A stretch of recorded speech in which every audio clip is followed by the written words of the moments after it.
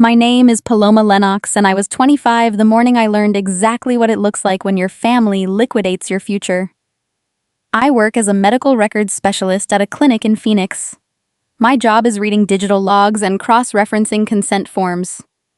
I spend 40 hours a week hunting for missing initials and altered dates. I know what a lie looks like on paper. It was a Tuesday when my cell phone vibrated on the break room table. The caller ID read Southwest Heritage. The representative had a practiced and sterile voice. He asked if I had a moment to verify recent activity on the custodial trust account ending in 4409. That account held my biological mother's life insurance payout. She passed away when I was 10, leaving a single policy intended for my first house down payment. The trust had legally vested to me 3 weeks prior on my 25th birthday.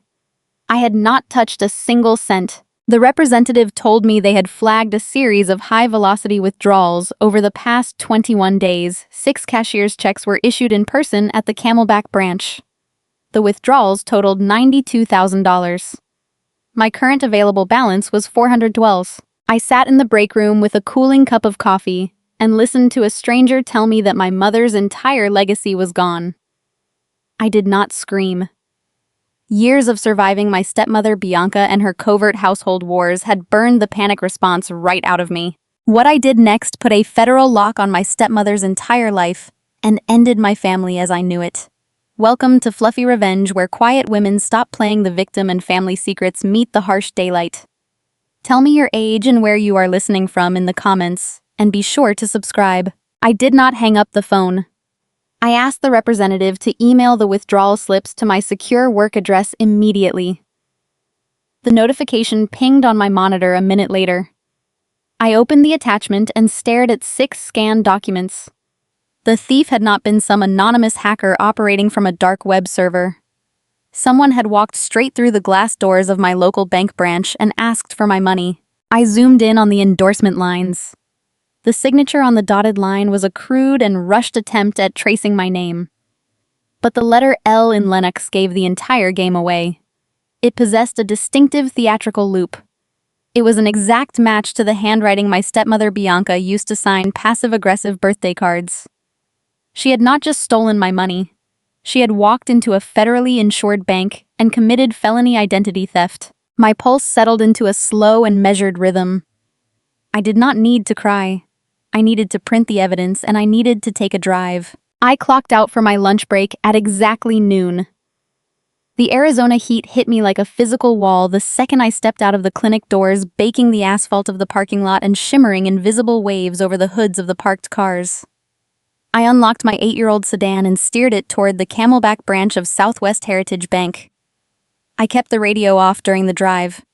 Silence was the only thing that made sense to me in that moment. My mind worked through the facts with the same clinical precision I used to audit medical files. For 15 years, my stepmother had operated on the assumption that she was the smartest person in any room. Bianca married my father when I was 10, moving her expensive tastes and her own daughter into our house, turning my biological mother's memory into a quiet inconvenience. She ruled our family with a polished smile, a rigid social calendar, and an unspoken demand for total compliance. I learned early on that arguing with her was a pointless endeavor. You could not win a shouting match against a woman who viewed truth as a flexible accessory. But paper was different. Paper did not care about her country club memberships. I parked in the sparse shade of a palm tree and walked through the thick glass doors of the bank. The air conditioning was sharp and sterile, smelling faintly of carpet cleaner and ozone. A line of customers waited for the tellers, shifting their weight and scrolling on their phones. I bypassed the main queue. I walked directly to the front desk and spoke to the receptionist. I did not raise my voice, and I did not shed a single tear. I set my driver's license on the polished wood counter and stated that I needed to speak with the branch manager immediately regarding federal fraud on my custodial trust account. The receptionist looked at my face, saw something unyielding in my expression, and quickly picked up her desk phone. Less than 2 minutes later, a man in a tailored suit guided me into a corner office with frosted glass walls. His nameplate read, Marcus Reynolds. He closed the door, sealing us off from the ambient noise of the lobby. He already had a thick folder resting on his pristine desk. That folder contained the anatomy of my stolen future. I sat in a leather chair and crossed my arms, waiting for him to speak. Marcus opened the file with practiced caution. He explained that Southwest Heritage took unauthorized withdrawals very seriously, offering the standard corporate apologies intended to de-escalate angry clients. I held up my hand to stop him. I told him I did not want an apology. I wanted the mechanism. I needed to know exactly how a woman who was not me had managed to drain a vested trust account in broad daylight. Marcus hesitated for a fraction of a second before sliding a stack of withdrawal receipts across the desk. Next to them, he placed a copy of the legal instrument the thief had used to bypass the tellers. It was a power of attorney form. I recognized the document immediately, and the sight of it made my stomach drop. When I was 17 years old, my appendix ruptured. I spent 10 days in the hospital fighting a severe infection. My father, paralyzed by the stress of making medical decisions, had Bianca draft a temporary medical and financial power of attorney so she could handle the insurance billing while he sat by my hospital bed. That document was supposed to be shredded the day I turned 18. Bianca had kept it. I leaned closer to the desk and examined the notary seal stamped at the bottom of the page. The expiration date had been altered. It was a subtle and careful scrape of ink, changing a 7 to a 4, making the document appear active and recently validated. She had walked into this federally insured building carrying a doctored legal instrument. Then I looked at the 6 cashier's check receipts. The signature on the endorsement line was a crude imitation of my handwriting. She had tried to mimic my sharp angles, but she could not hide her own flourishes. The letter L in my last name betrayed her. It featured an exaggerated sweeping loop at the top. I knew that loop intimately. It was the exact same theatrical stroke Bianca used every December when she signed our family holiday cards. She used a forged signature on an altered legal document, I said, keeping my voice level. Why did the system allow 6 separate transactions over 3 weeks before anyone noticed? Marcus shifted in his chair, looking genuinely uncomfortable under the fluorescent lights. He explained the fatal flaw in their security protocol. Because Bianca had been the authorized custodian on the account before I turned 25, her profile remained loosely tethered to the trust in their legacy software. The tellers saw her face, saw her identification, and saw the forged power of attorney. The system did not generate a hard stop on the initial transactions. It was only when the velocity of the withdrawals increased, stripping the account bare in rapid succession, that a federal algorithm finally woke up and froze the remaining $400. I sat back in the leather chair.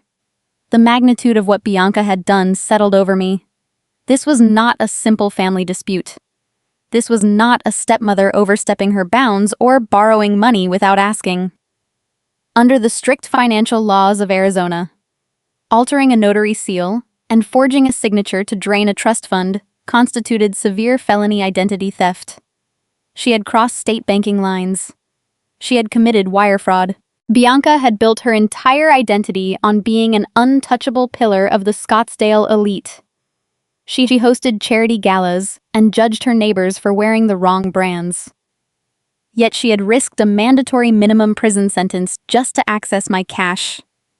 The life insurance policy was more than just currency to me. It was the last protective gesture my biological mother had ever made. She had worked long shifts saving every spare dollar, knowing her health was failing. That money was meant to be the foundation of my adult life, a down payment on a small house where I could finally feel safe. Bianca had taken that sacred protection and fed it into her own vanity. I looked Marcus Reynolds in the eye. I need certified copies of every single page in this file, I told him. I want the altered power of attorney, the 6 withdrawal slips, the cashier's check carbons, and a printed ledger showing the exact times and dates she stood at your teller windows. Marcus hesitated, likely worrying about the bank's liability in honoring a forged document. He offered a polite deflection. He told me their fraud department would conduct a full internal investigation and mail me the findings within 30 business days. I am not waiting 30 days. I replied, my voice hard and flat. That money belongs to me. This bank accepted a doctored seal. You will provide me with certified copies of the fraudulent transactions right now, or my next stop will be the regional director of the Federal Reserve and the local police precinct. The threat of federal regulators worked exactly as intended. Marcus nodded swiftly. He stood up, took the folder, and walked over to the heavy commercial printer in the corner of his office. I watched the machine pull the blank paper through its rollers, printing the undeniable proof of my stepmother's crime. With every page that slid into the output tray, the balance of power in my family shifted forever. Marcus returned to the desk holding a thick stack of fresh paper. He took out a heavy brass stamp and pressed the official bank seal onto each page, certifying them as true and accurate copies of the original records. He handed the stack to me in a new folder. I took it, checking the edges to ensure nothing was missing. He assured me they would be freezing the remaining funds immediately, and that no one would be able to access the account. I instructed him to keep it locked, and to refuse access to anyone claiming to be my representative. I stood up, tucked the thick folder under my arm, and walked out of the glass office.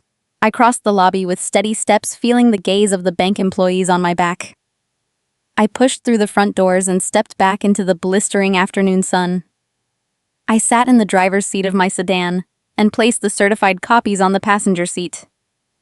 The paper felt heavy, carrying the weight of a loaded weapon. I knew exactly where that money had gone. I turned the key in the ignition, put the car in gear, and steered my sedan away from the bank. I was not going back to the clinic. I was going to Scottsdale. The drive from the Camelback Bank branch to my father's Scottsdale home took 30 minutes. I navigated the familiar stretch of highway while the harsh afternoon sun baked the dashboard of my old sedan. The transition between the working neighborhoods of Phoenix and the affluent enclaves of Scottsdale is always stark. The roads widen.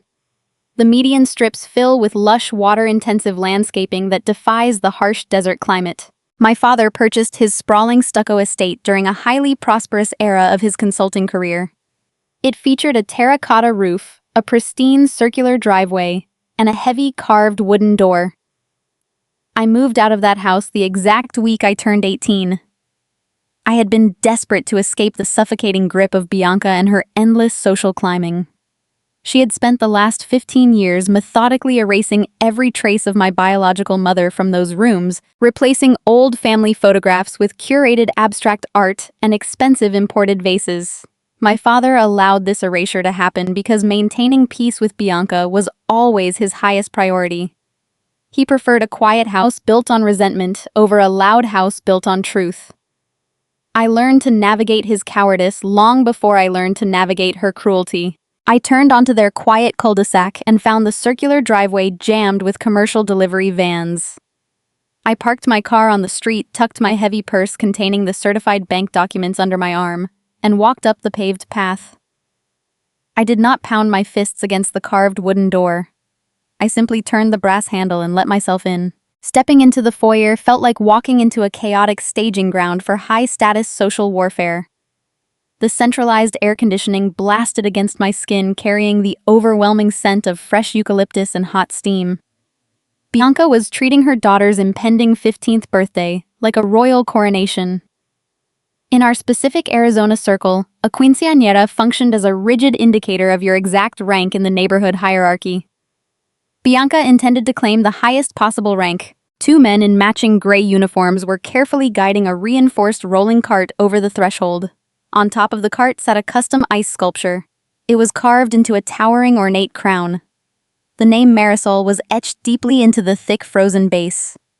Cold mist radiated off the carved edges, catching the light from the overhead chandelier. I stood near the entryway and silently calculated the exorbitant cost of commissioning and transporting custom ice carvings in the middle of a desert summer. Drops of condensation wept onto the expensive entryway rug, and nobody seemed to care. Further down the hall, young women hurried back and forth carrying heavy bundles of imported white orchids and cascading blue hydrangeas. They hauled the fragrant blooms toward the formal dining room where other workers were busy steaming pristine custom silk table linens right on top of the mahogany table. Every single item crossing my line of sight represented a stolen fraction of my future. I walked past the dining room and stopped at the threshold of the sunken living room. The heavy velvet furniture had been shoved against the walls to make room for a temporary wooden fitting pedestal. Marisol stood in the center of the room on top of the wooden box. She wore a custom beaded gown imported directly from a high-end bridal boutique in Mexico City. The The dress was a sprawling, gravity-defying explosion of blush tulle and intricate crystal embroidery. A professional tailor knelt on the carpet at her feet, pinning the heavy hem with rapid precision.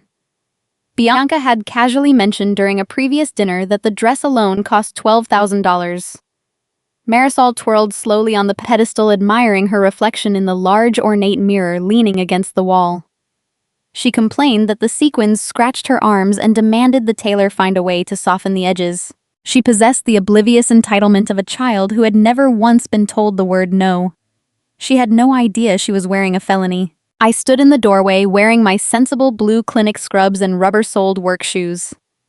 I gripped the strap of my purse, staring at the physical manifestation of my $92,000 trust fund draped over my spoiled stepsister. The sheer audacity of the theft happening in plain sight staggered me. They were parading my biological mother's life insurance around the living room in the form of imported silk crystal beads and frozen water. My mother had worked grueling shifts while her health failed, saving every dollar to ensure I would have a secure down payment for my own home. Bianca had taken that sacred protection and fed it directly into her own vanity. Bianca paced back and forth near the stone fireplace with a glass of sparkling water in one hand and her sleek cell phone pressed to her ear. She was holding court over the chaos barking orders at the florist, while simultaneously bragging to a friend on speakerphone. Her piercing voice carried easily over the rustling fabric and the clinking ice. She boasted about securing the most exclusive country club venue in Maricopa County. She made sure to emphasize the premium catering minimums required to book their grand ballroom on a Saturday night. She spoke with the unbothered confidence of a woman spending endless wealth. She sounded triumphant. She spotted me standing in the doorway and paused her conversation just long enough to wave a manicured hand in my direction. She did not look guilty. She did not display a single ounce of nervousness. She looked at me with the exact same mild annoyance she reserved for the hired catering staff. She pointed a finger at her phone, signaling that she was too busy to greet me, and turned her back to resume bragging about the imported seafood menu. I did not confront her right then. I did not scream about the bank, the forged documents, or the impending federal fraud investigation. I simply nodded. I offered a tight practice smile to Marisol, who was complaining loudly that the crystal bodice felt too heavy against her ribs. I stood quietly in the background and observed the machinery of their spending. If I was going to dismantle my stepmother's life, I needed to know exactly who was relying on her stolen checks. I began gathering intelligence. I read the embroidered logos on the delivery uniforms of the men setting up the ice sculpture. I memorized the name of the premium florist printed on the sides of the cardboard boxes stacked in the hallway. I noted the specific catering company written on the clipboards resting on the kitchen counter. I watched a lighting technician carry in a box of custom chandeliers, and memorized his company logo too. I calculated the deposit amounts required to secure these specific local businesses. I knew the Maricopa County Country Club demanded a hefty upfront cashier's check just to reserve the date. I understood the financial ecosystem Bianca had built, and I knew exactly how fragile it truly was. I mentally cataloged every high-end vendor walking through the door. I collected every piece of ammunition I would need for the impending checkmate. Once I had committed the entire vendor list to memory, I turned away from the living room and walked toward the kitchen to find my father. I waited near the hallway until the last of the event vendors finally cleared out of the house. The heavy wooden front door clicked shut, leaving behind a sudden ringing quiet. The chaotic energy of the fitting and the floral arrangements faded, replaced by the low hum of the centralized air conditioning. I walked toward the back of the house, my rubber work shoes making no sound on the imported tile floors. The kitchen was a sprawling monument to my stepmother's expensive taste. It featured dual ovens, an oversized marble island, and custom glass cabinetry designed to display pristine dinnerware that no one ever actually used. I found both of them in there. My father stood near the espresso machine wearing a pastel golf polo, stirring a ceramic cup with a silver spoon. Bianca sat on one of the high velvet bar stools hunched over a leather-bound seating chart.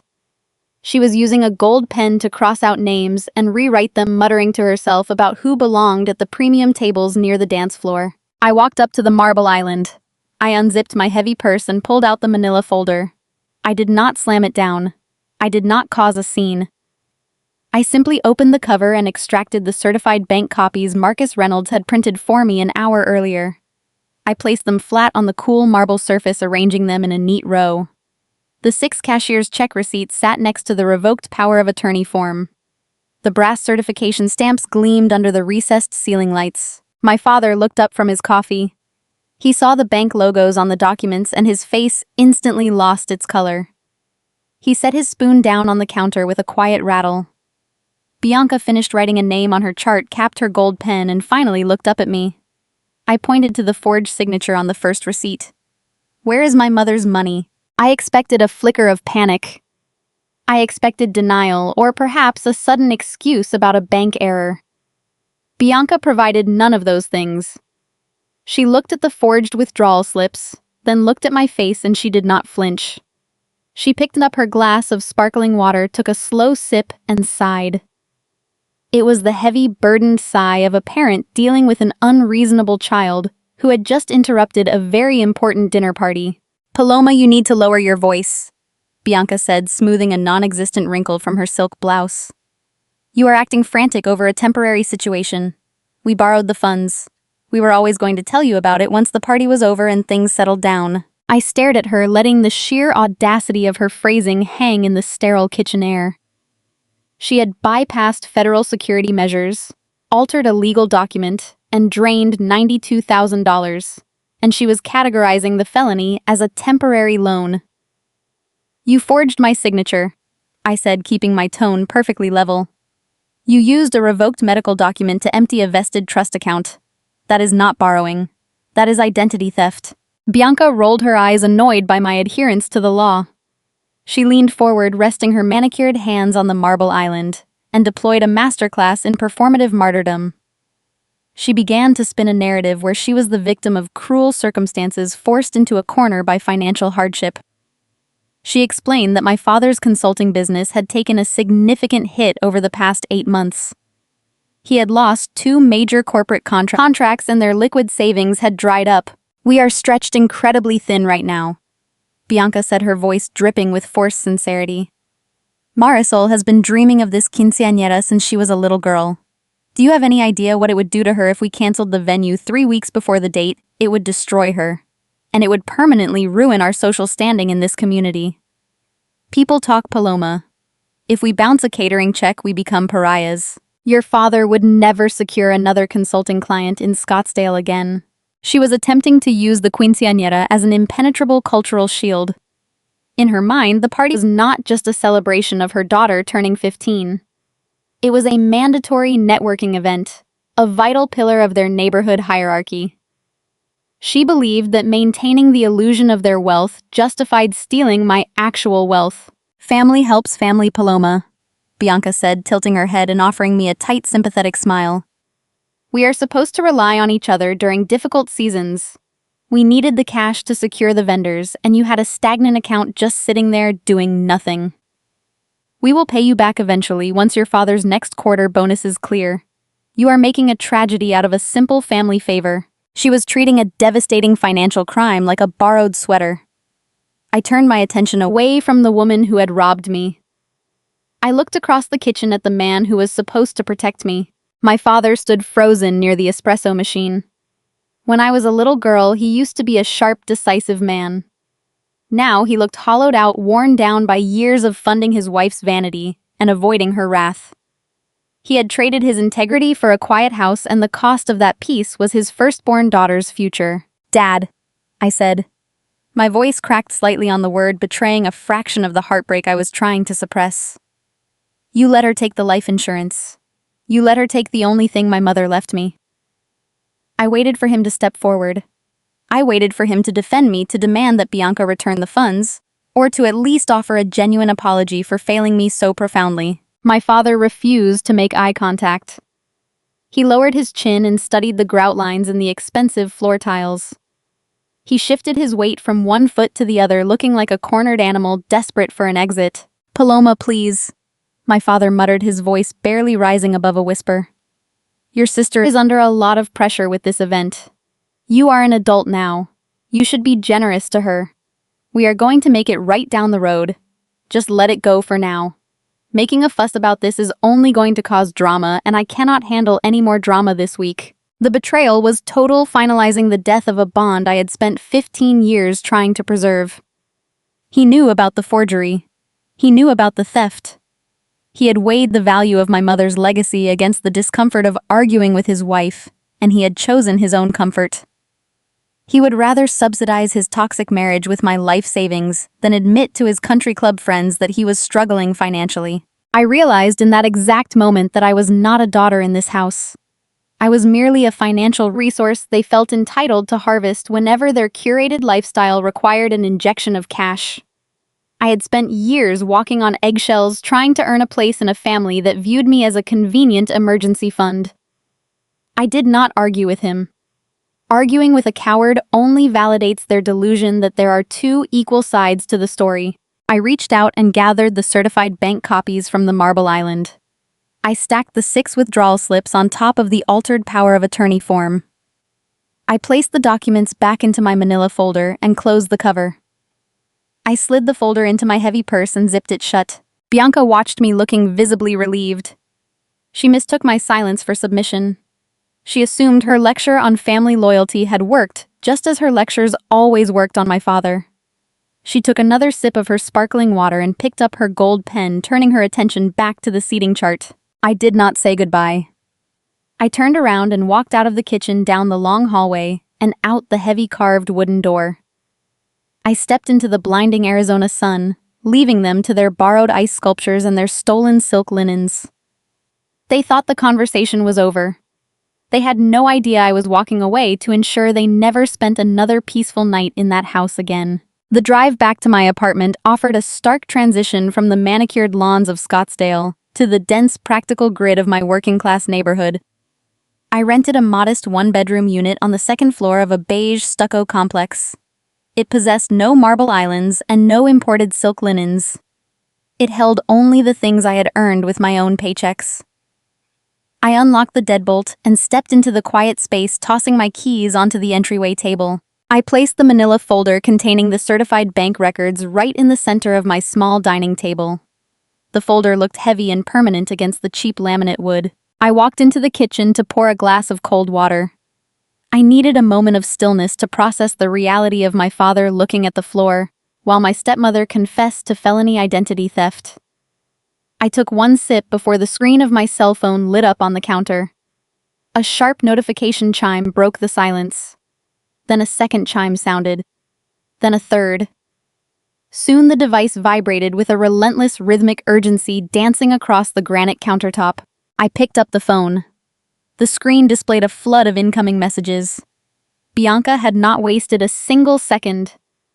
She knew I held the evidence of her crime, and she understood the fundamental rule of any manipulator facing exposure.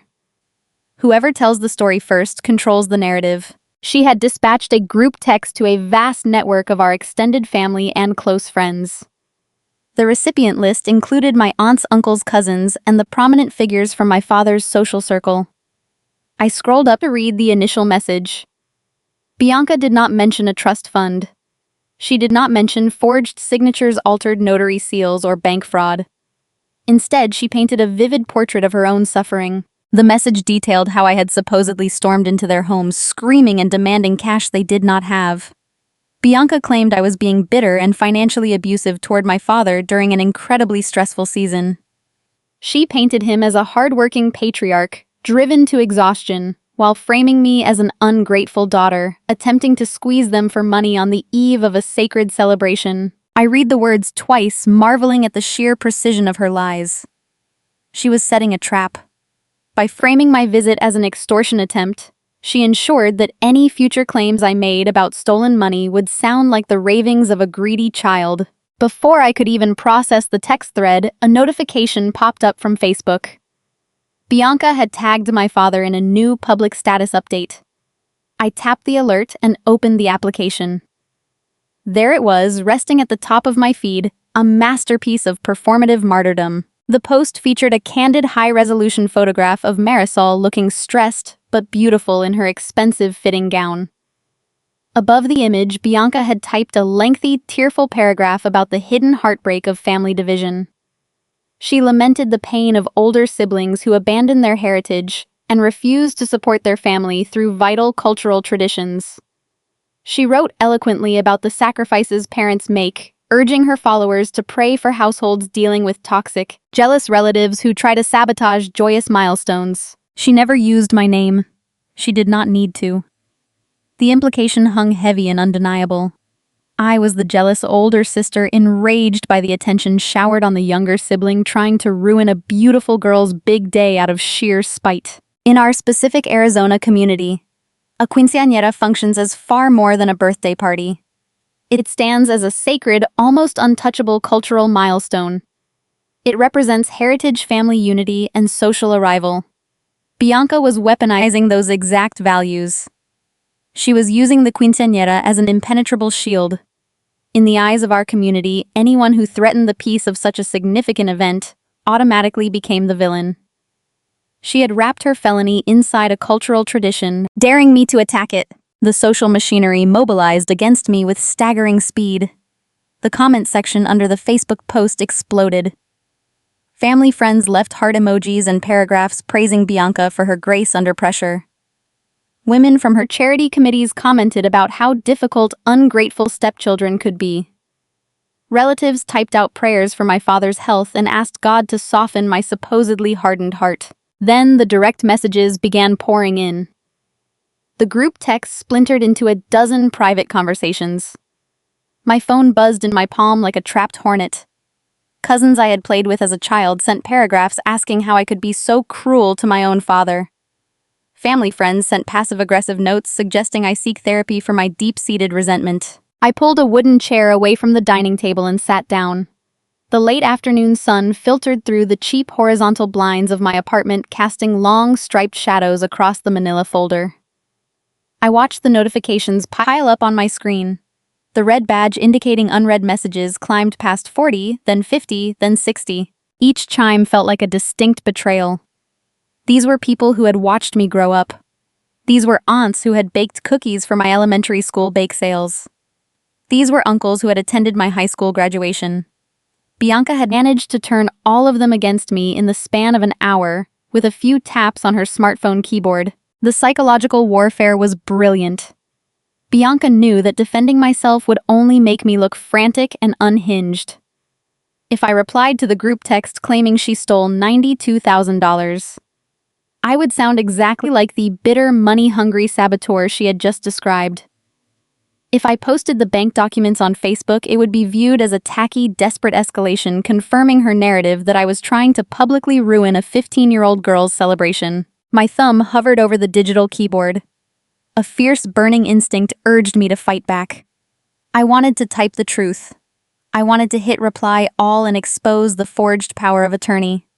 I wanted to tear down the facade and force every single person in that comment section to look at the undeniable proof of her crime. I closed my eyes and took a slow, deep breath, forcing the anger down into a tight, manageable knot in my chest. I remembered the cool, indifferent look on Bianca's face in the kitchen. She wanted me to react. She needed me to lash out. A public tantrum would validate her story. It would give the enablers more ammunition.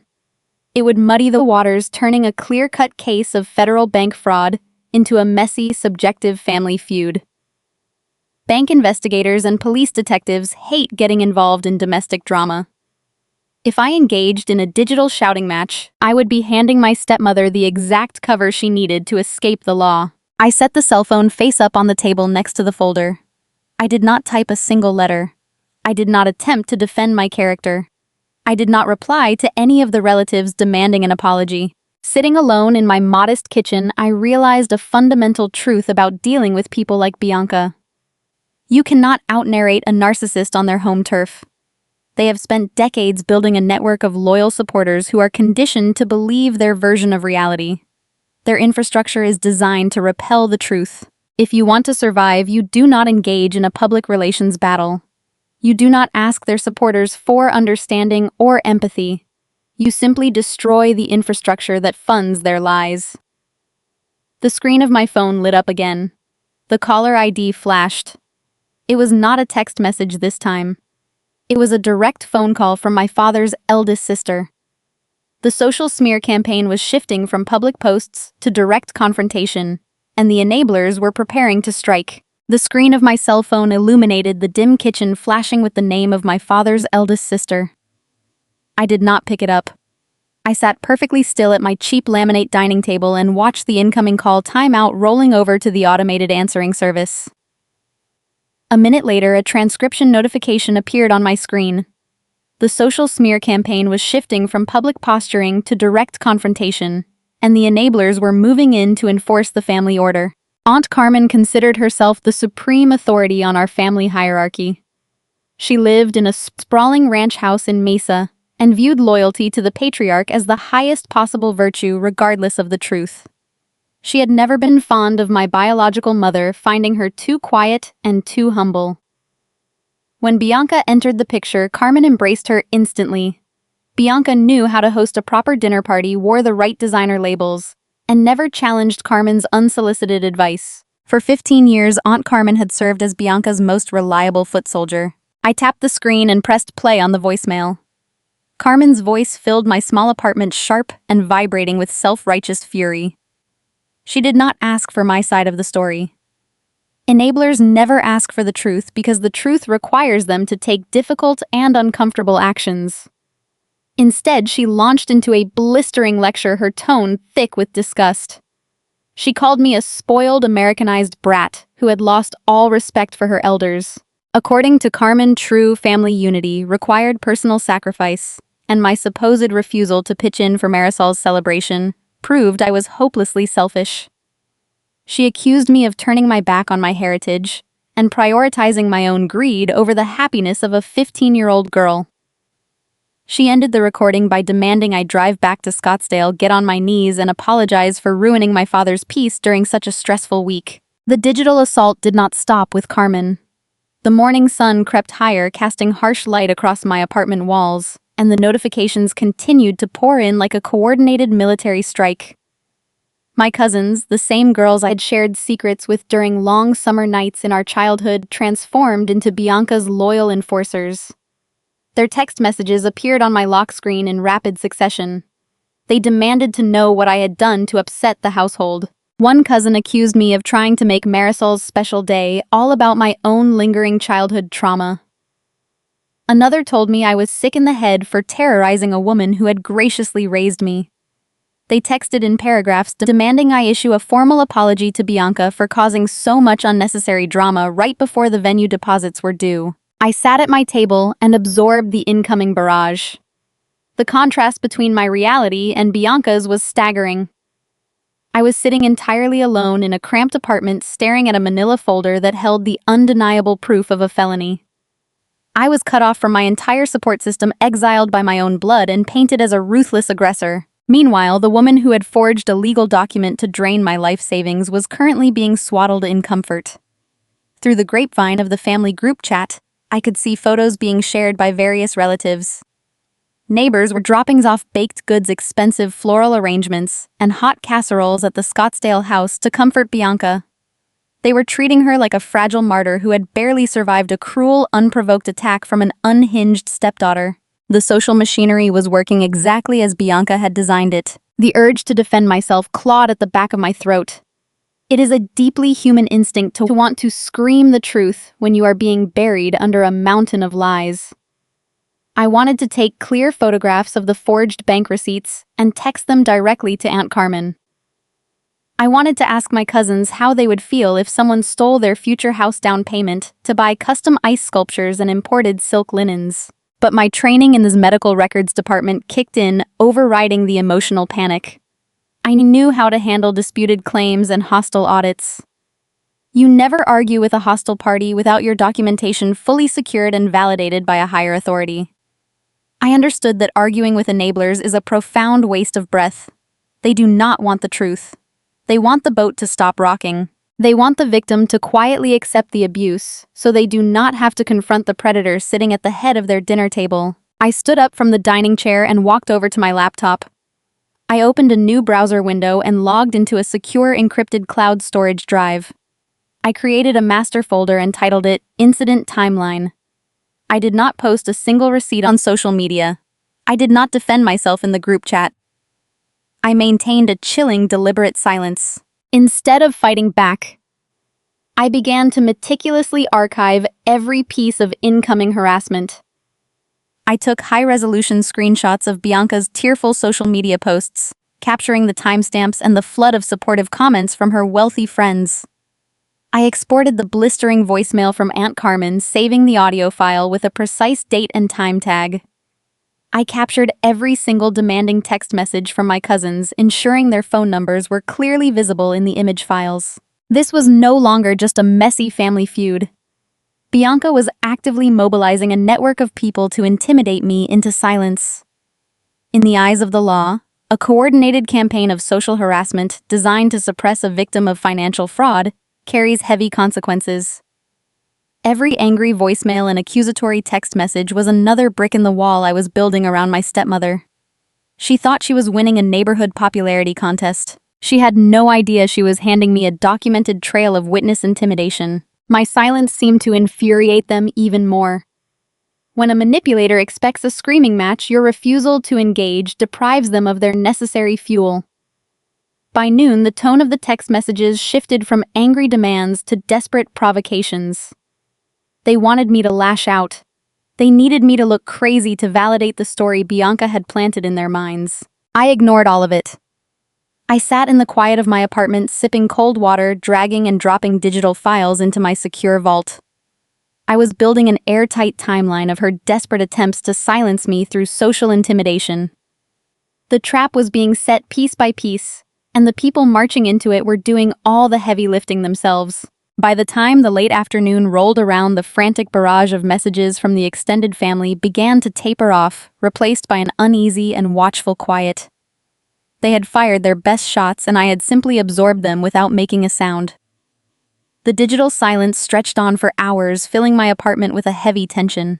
Then, just as the sun began to dip below the horizon, my phone screen illuminated with a single new notification. It was not another angry aunt or a judgmental cousin. It was a direct text message from my father. He did not ask how I was doing, and he did not defend me against the smear campaign. He simply asked if I could meet him at a neutral diner on the outskirts of Phoenix the following day. The text message glowed on my phone screen, offering a sudden shift in the digital warfare that had consumed my week. My father wanted to meet in person.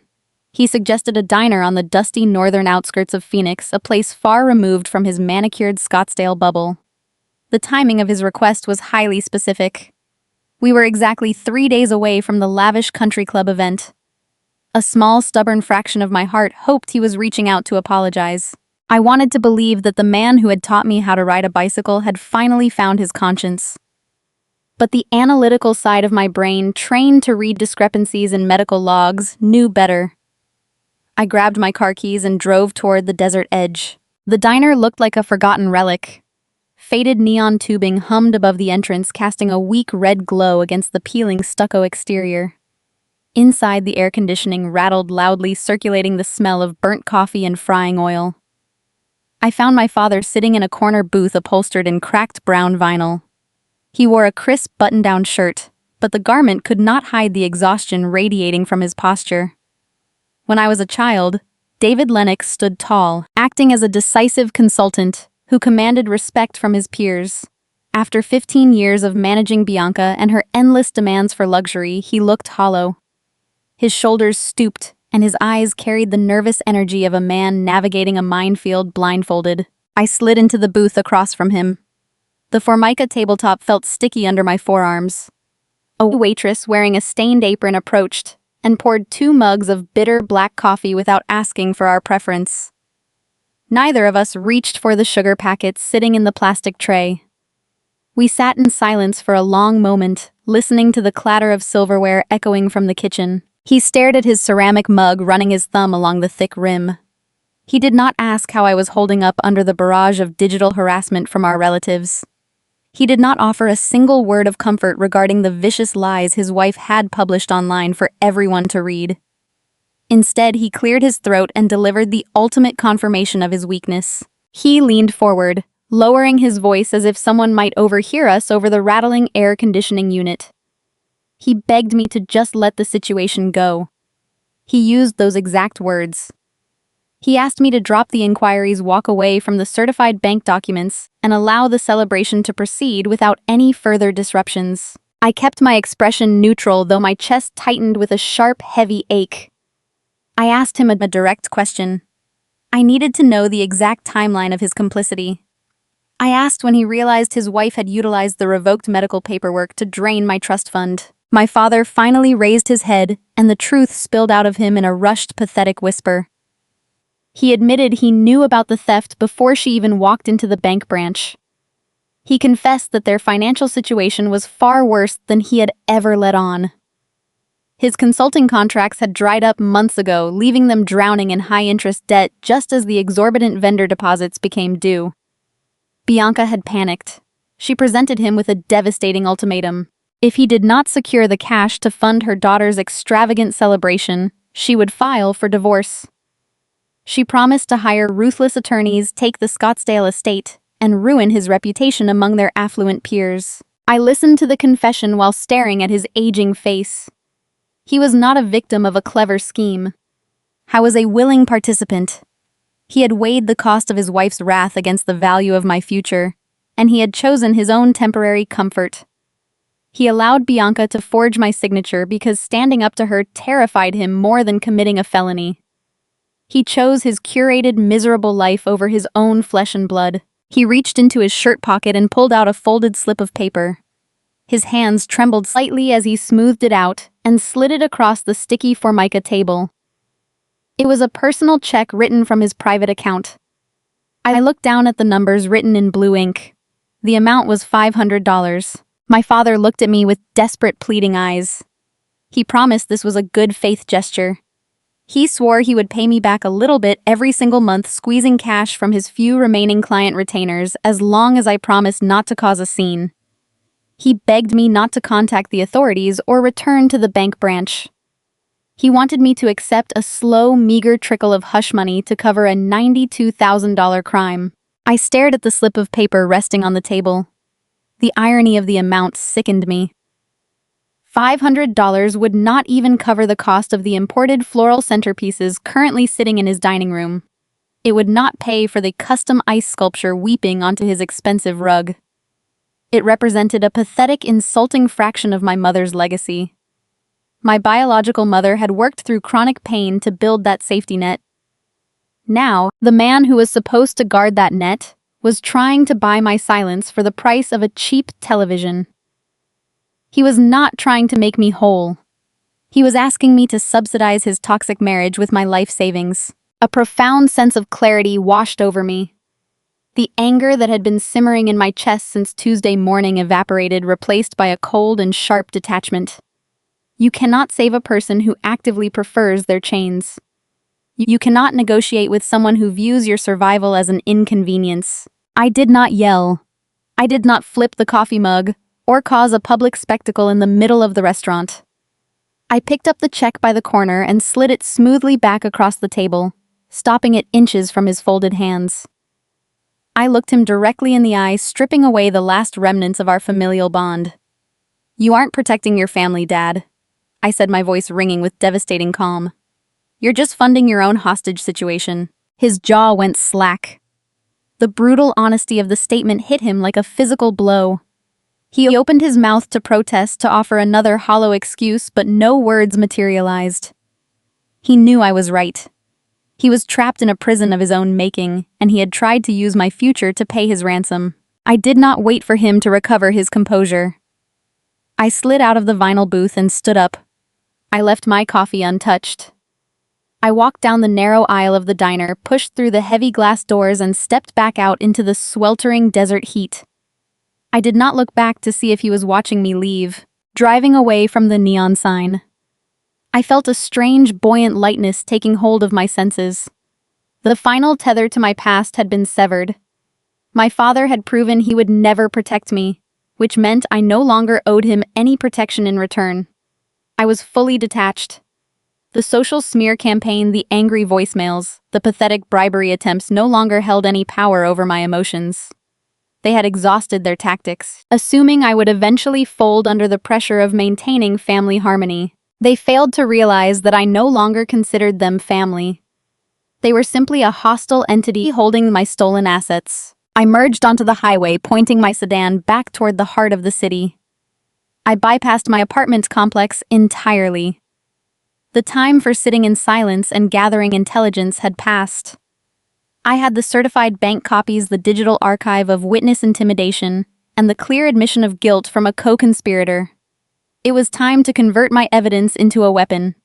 I navigated the dense afternoon traffic, heading straight toward the towering glass buildings of downtown Phoenix. I needed to find a professional who understood the exact mechanics of financial ruin. I called the medical clinic from the highway and used my accrued vacation hours to take the rest of the afternoon off.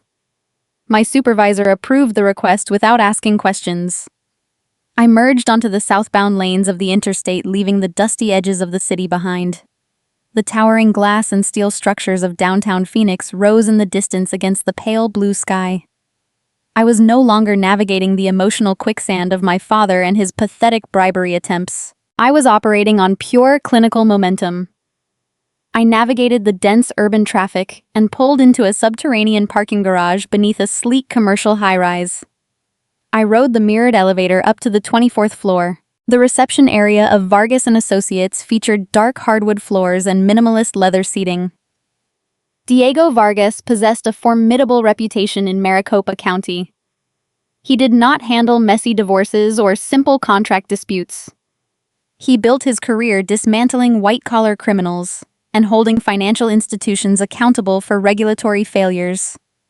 He was a predator in a tailored suit, and I needed his specific set of teeth. A paralegal escorted me into a corner office featuring floor-to-ceiling windows overlooking the sprawling desert valley.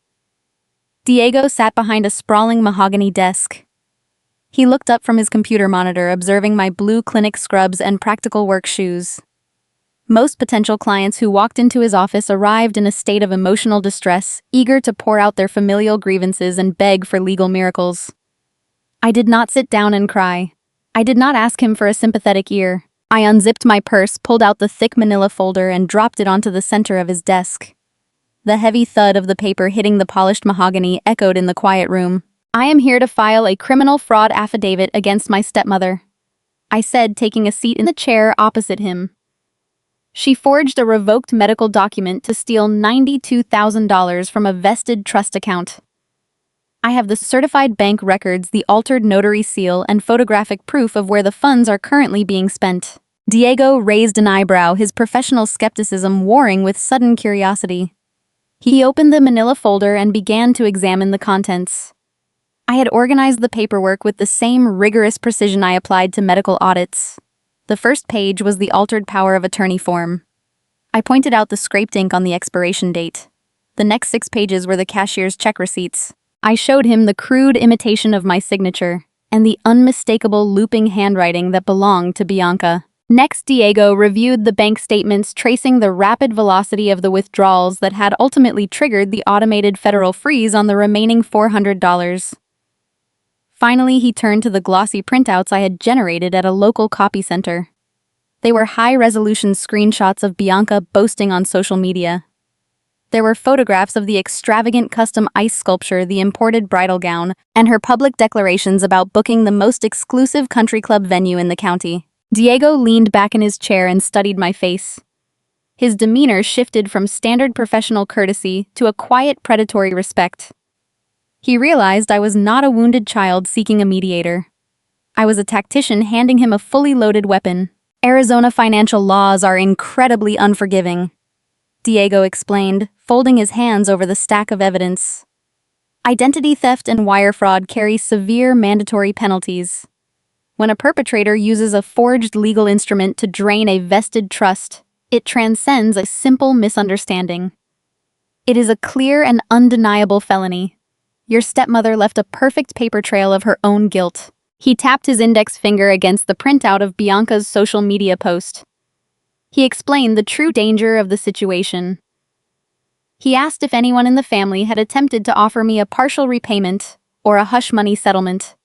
I told him about the meeting at the diner and the $500 check my father had tried to slide across the Formica table. Diego nodded, a grim smile touching the corners of his mouth. He told me that refusing to touch that check was the smartest decision I had ever made in my life. He explained the mechanics of bank fraud insurance. If I had accepted that meager payment, or if I had signed any sort of retroactive agreement with my family, the bank investigators would have instantly categorized the theft as a civil domestic dispute. The insurance adjusters would have denied my claim, arguing that I had entered into a casual loan arrangement with my relatives. Taking my father's money would have legally absolved the bank of their regulatory failure and permanently severed my right to recover the stolen funds. To get your mother's legacy back, we cannot negotiate with the people who took it, Diego said. We must bypass the local branch managers and force the hand of the federal compliance algorithms. We will file a formal criminal fraud affidavit directly with the Corporate Security Division of Southwest Heritage Bank. I asked him to explain the exact consequences of filing that specific document. I needed to know the precise sequence of events that would follow my signature. Diego leaned forward, his eyes bright with the anticipation of a flawless legal strike.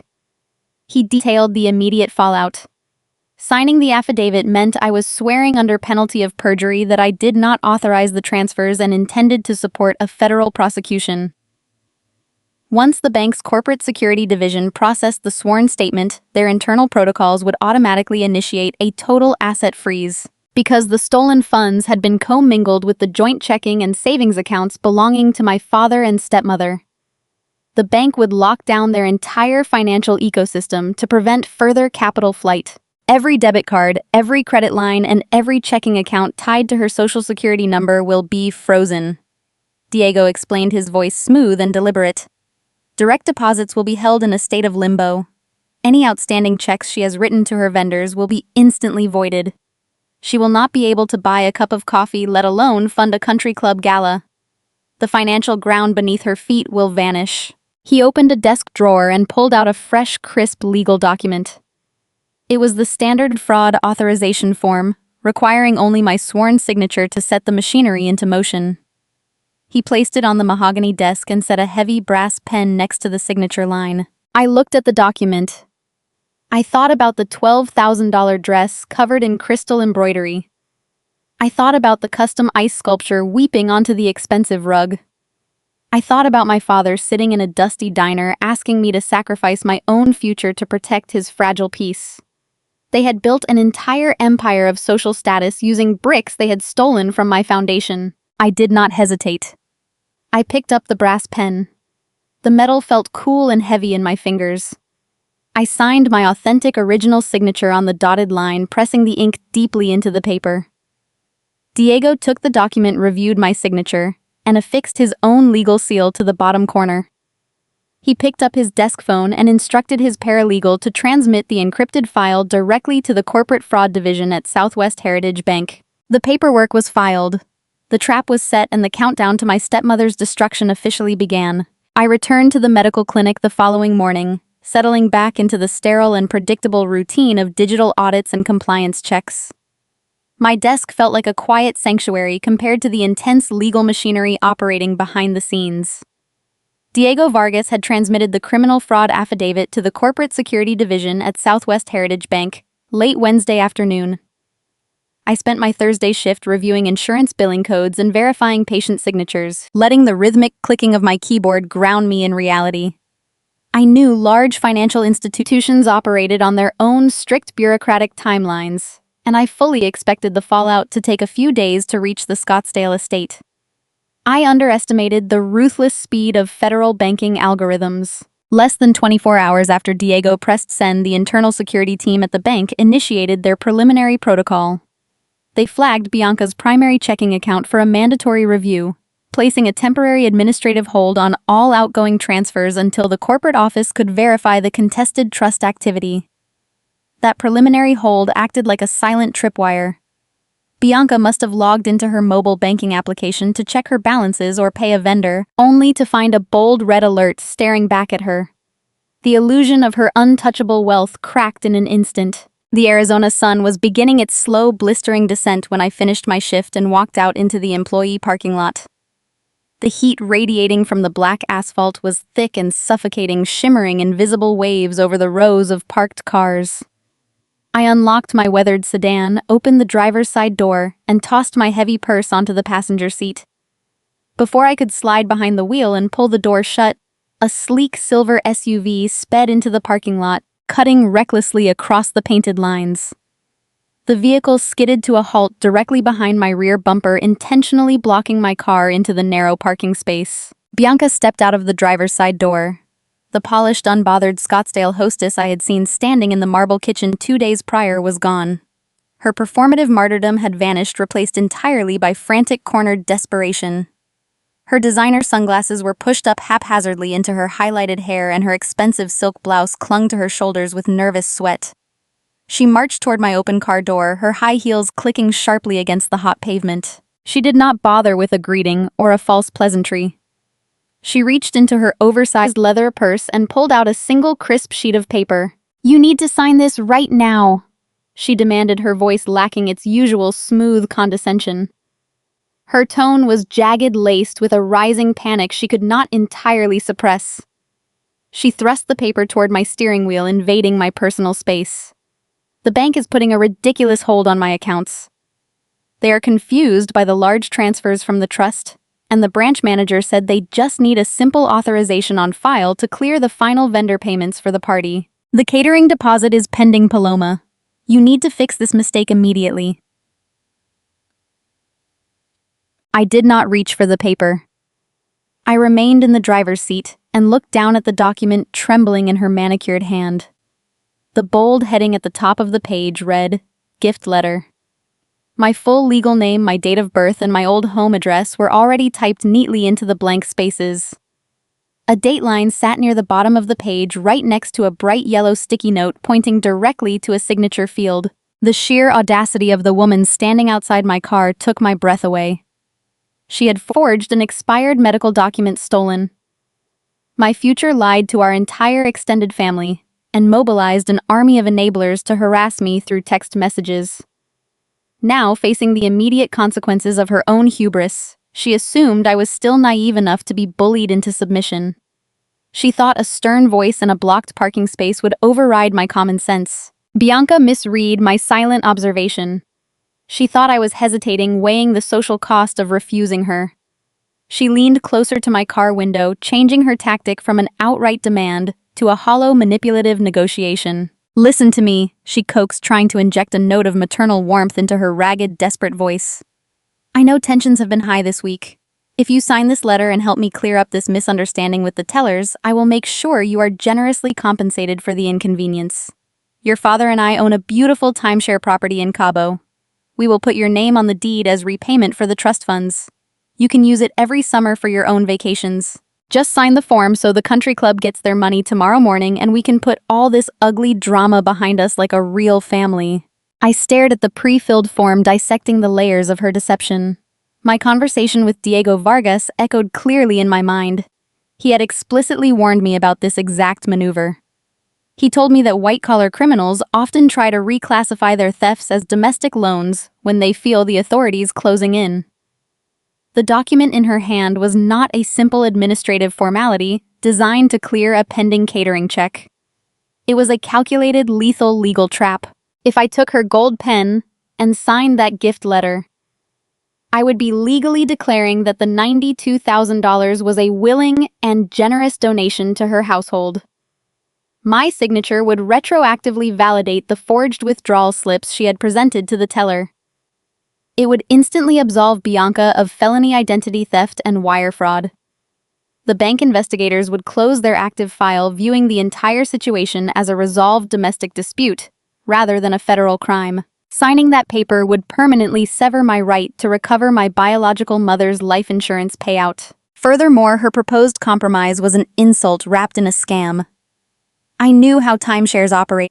They were notorious liabilities saddled with exorbitant annual maintenance fees. She was offering to trade my stolen liquid assets for a debt masquerading as a gift. She wanted me to finance her daughter's lavish quinceañera, and take on her vacation property fees in exchange for my own life savings. I looked up from the fraudulent document and met her gaze. The panic in her eyes was palpable, raw and undeniable. The grand social event she had constructed was built entirely on stolen money, and the foundation was beginning to crumble beneath her designer shoes. She needed me to be the obedient, quiet stepdaughter who always prioritized the family image over my own survival. I realized in that sweltering parking lot that she had never actually seen me as a human being. She only saw me as a convenient obstacle or an exploitable resource. I did not yell at her. I did not explain the criminal fraud affidavit currently sitting on a desk in the corporate security division. I did not mention the financial fraud attorney or the federal algorithm that was preparing to strip away her entire curated lifestyle. I kept my hands resting lightly on the textured leather of my steering wheel. I looked Bianca directly in the eye, holding her gaze with a cold, unyielding finality. I refused to take the pen she was frantically offering. I reached over to the driver's side door panel and pressed my finger against the window control button. The glass pane hummed to life, sliding upward with a steady mechanical whir. Bianca gasped, taking a sudden step back as the window sealed shut, effectively cutting off the sound of her frantic demands. I shifted my car into reverse. I waited the engine idling, watching her through the rearview mirror to see if she realized I was not going to move until she cleared the path. She stood on the hot asphalt, her face contorted in disbelief, clutching the useless legal trap in her hand. Slowly, the reality of my refusal registered. She walked back to her luxury SUV, climbed into the driver's seat, and backed out of the parking aisle. I shifted my car into drive and steered my sedan toward the exit, leaving my stepmother sitting alone in the suffocating Arizona heat. Her preliminary account review was merely a warning tremor. The real earthquake was scheduled to hit in the middle of the night. I steered my sedan away from the clinic parking lot, leaving the suffocating heat and my frantic stepmother behind. The afternoon sun beat down on the windshield, but my mind felt remarkably clear and steady. I did not head toward my apartment. I merged onto the freeway and pointed my car toward the main regional headquarters of Southwest Heritage Bank. The preliminary hold on Bianca's checking account had been a minor inconvenience, a warning tremor designed to prompt a customer service call. It was time to trigger the actual earthquake. I gripped the steering wheel, feeling the smooth leather under my palms, and focused on the task ahead. The regional headquarters occupied a sleek, imposing tower of reflective glass and steel, near the financial district. This was not a local branch where friendly tellers handed out deposit slips and chatted about the weather.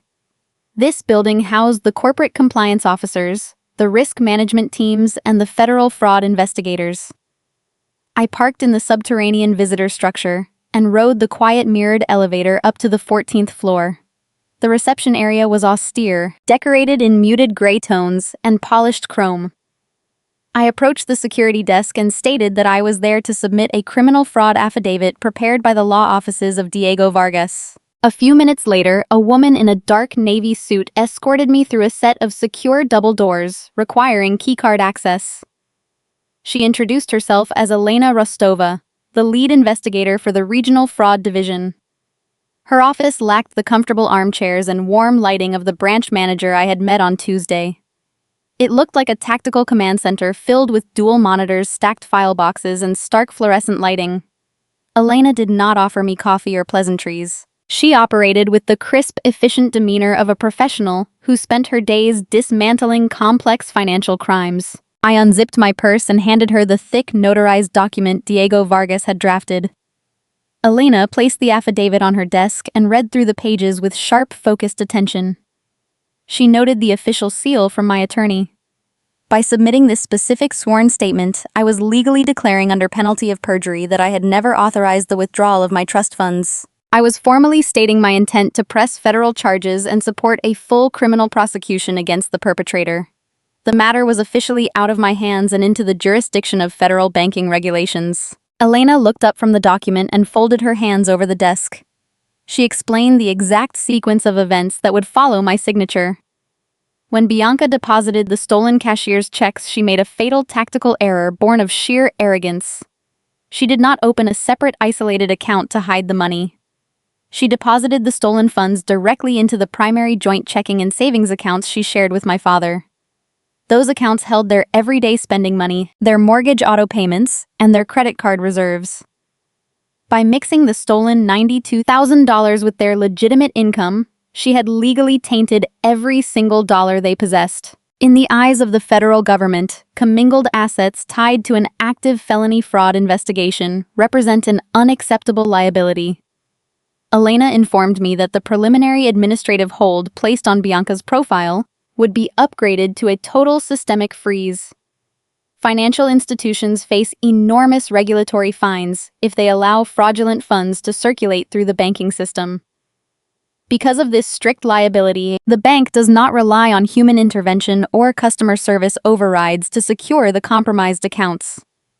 The bank's security protocol would execute a mandatory lockdown to prevent any further capital flight, while the federal authorities took over the investigation. I thanked Elena for her time, walked out of the towering glass building, and drove back to my modest apartment.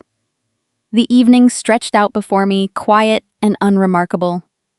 I cooked a simple dinner in my small kitchen. I washed my dishes and wiped down the laminate countertops. I did not check my social media accounts. I did not look at the archived folder of harassing text messages from my extended family. I knew the digital warfare was pointless now. The real battle had already been won on paper. While I sat in the comfort of my quiet living room reading a book, the vast digital infrastructure of the American banking system went to work.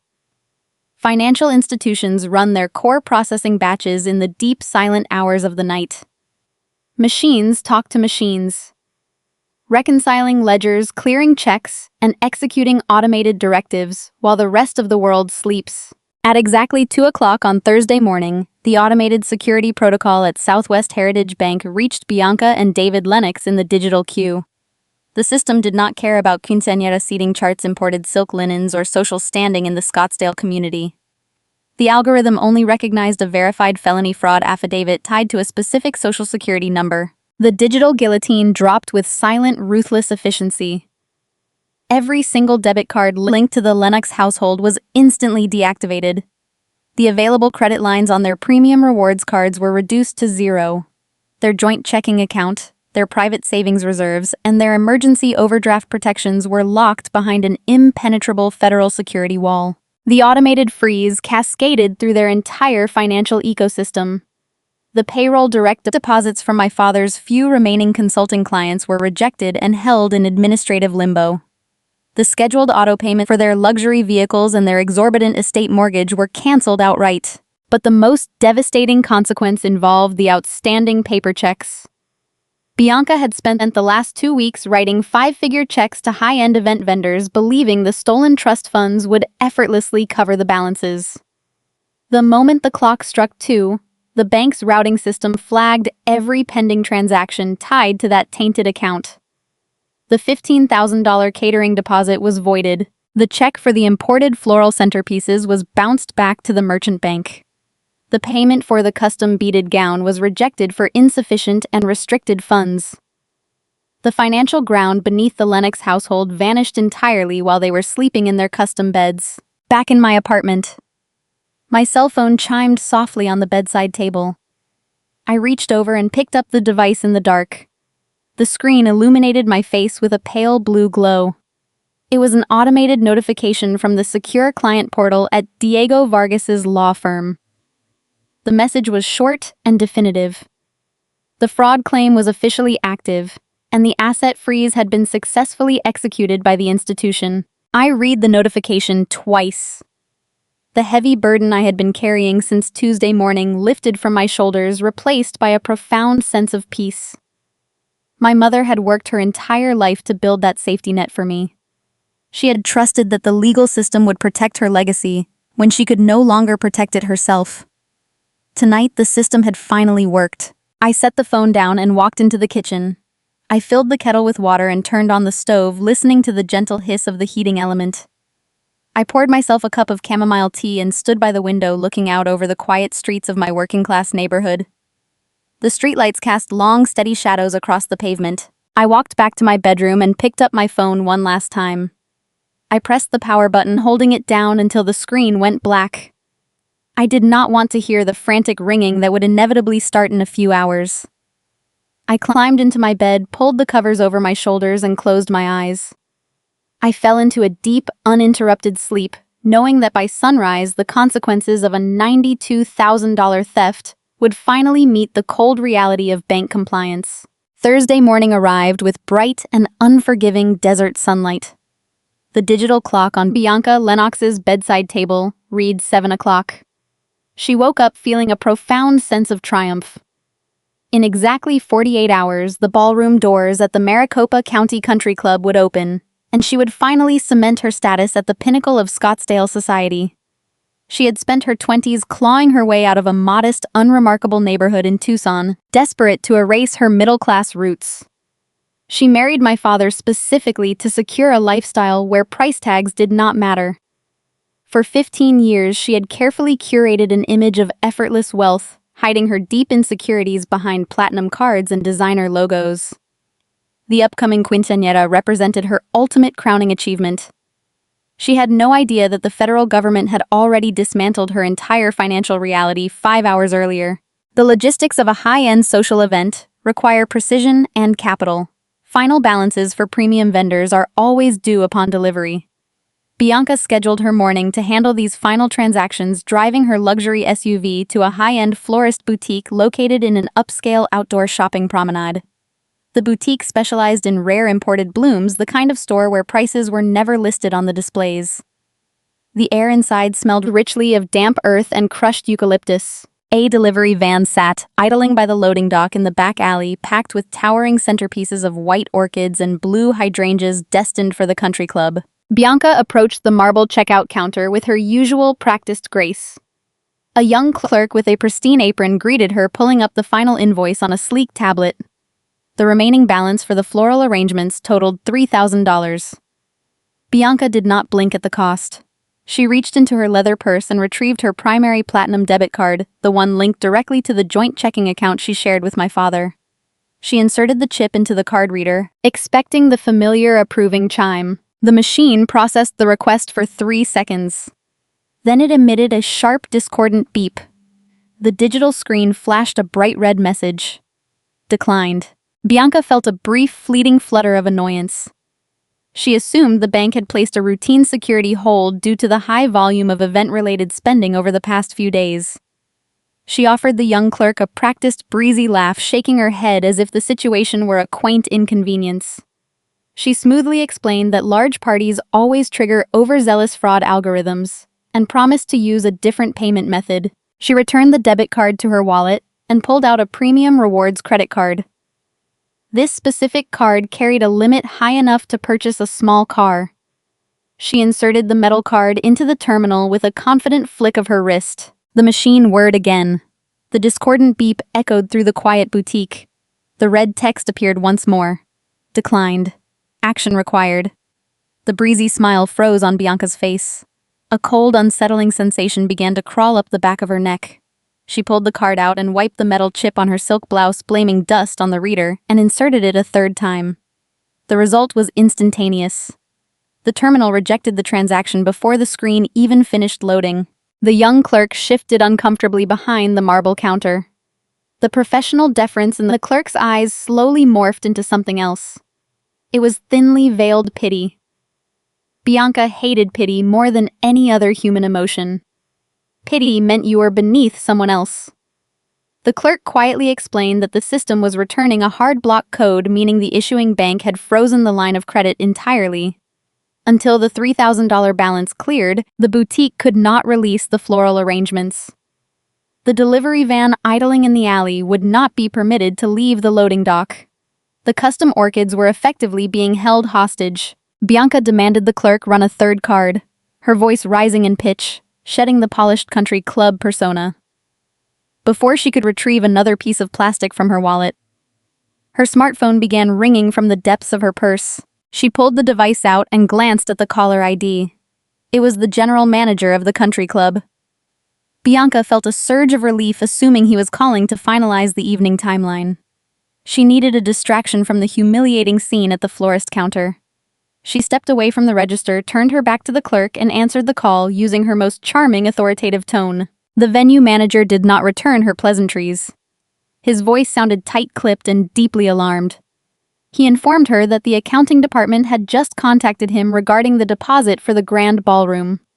The $15,000 cashier's check she had submitted 2 days prior had bounced. Bianca stopped breathing. She stood frozen near a display of expensive imported vases, her mind struggling to process the impossible information. Cashier's checks represent guaranteed funds. They do not bounce unless a severe regulatory intervention occurs. The venue manager explained that their merchant routing system had flagged the paper draft for suspicious activity, returning a federal restriction code. The funds had been seized in transit, and the country club's bank was demanding answers. The pristine facade Bianca had spent 15 years building began cracking in real time. She pressed the phone tightly against her ear, whispering frantically that there must be a clerical error. She promised she had plenty of capital in her primary accounts and offered to drive over immediately to swipe a credit card for the full $15,000. The manager interrupted her desperate bargaining. He stated that club policy strictly prohibited running credit cards for major events after a fraudulent draft had been submitted. The risk of a chargeback was too high. He delivered a crushing ultimatum. The Lennox family needed to wire the entire $25,000 outstanding balance directly into the club's corporate account by noon on Friday. If the wire transfer did not clear the Federal Reserve by that exact deadline, the country club would unilaterally cancel the contract. The executive chefs would discard the imported seafood. The waitstaff would be reassigned. The ballroom doors would remain locked. The manager ended this call, leaving a dial tone humming against Bianca's ear. She lowered the phone slowly, her hand trembling. The heavy scent of eucalyptus in the boutique suddenly felt suffocating. Her lungs tightened, refusing to draw in enough oxygen. She looked at the young clerk behind the counter who was still waiting for a valid form of payment. She looked through the back window of the shop where the driver of the delivery van was turning off the engine and stepping out of the cab. The reality of her situation descended upon her with the crushing weight of a falling building. The automated security protocols had not just stopped her from buying flowers. The federal freeze had severed her from the stolen trust fund, leaving her stranded in the middle of a logistical nightmare. Every single vendor she had hired for the weekend was currently trying to process payments drawn from a locked, tainted account. The catering deposit was voided. The floral arrangements were grounded. Her credit cards were dead plastic. Bianca's empire evaporated in a matter of minutes.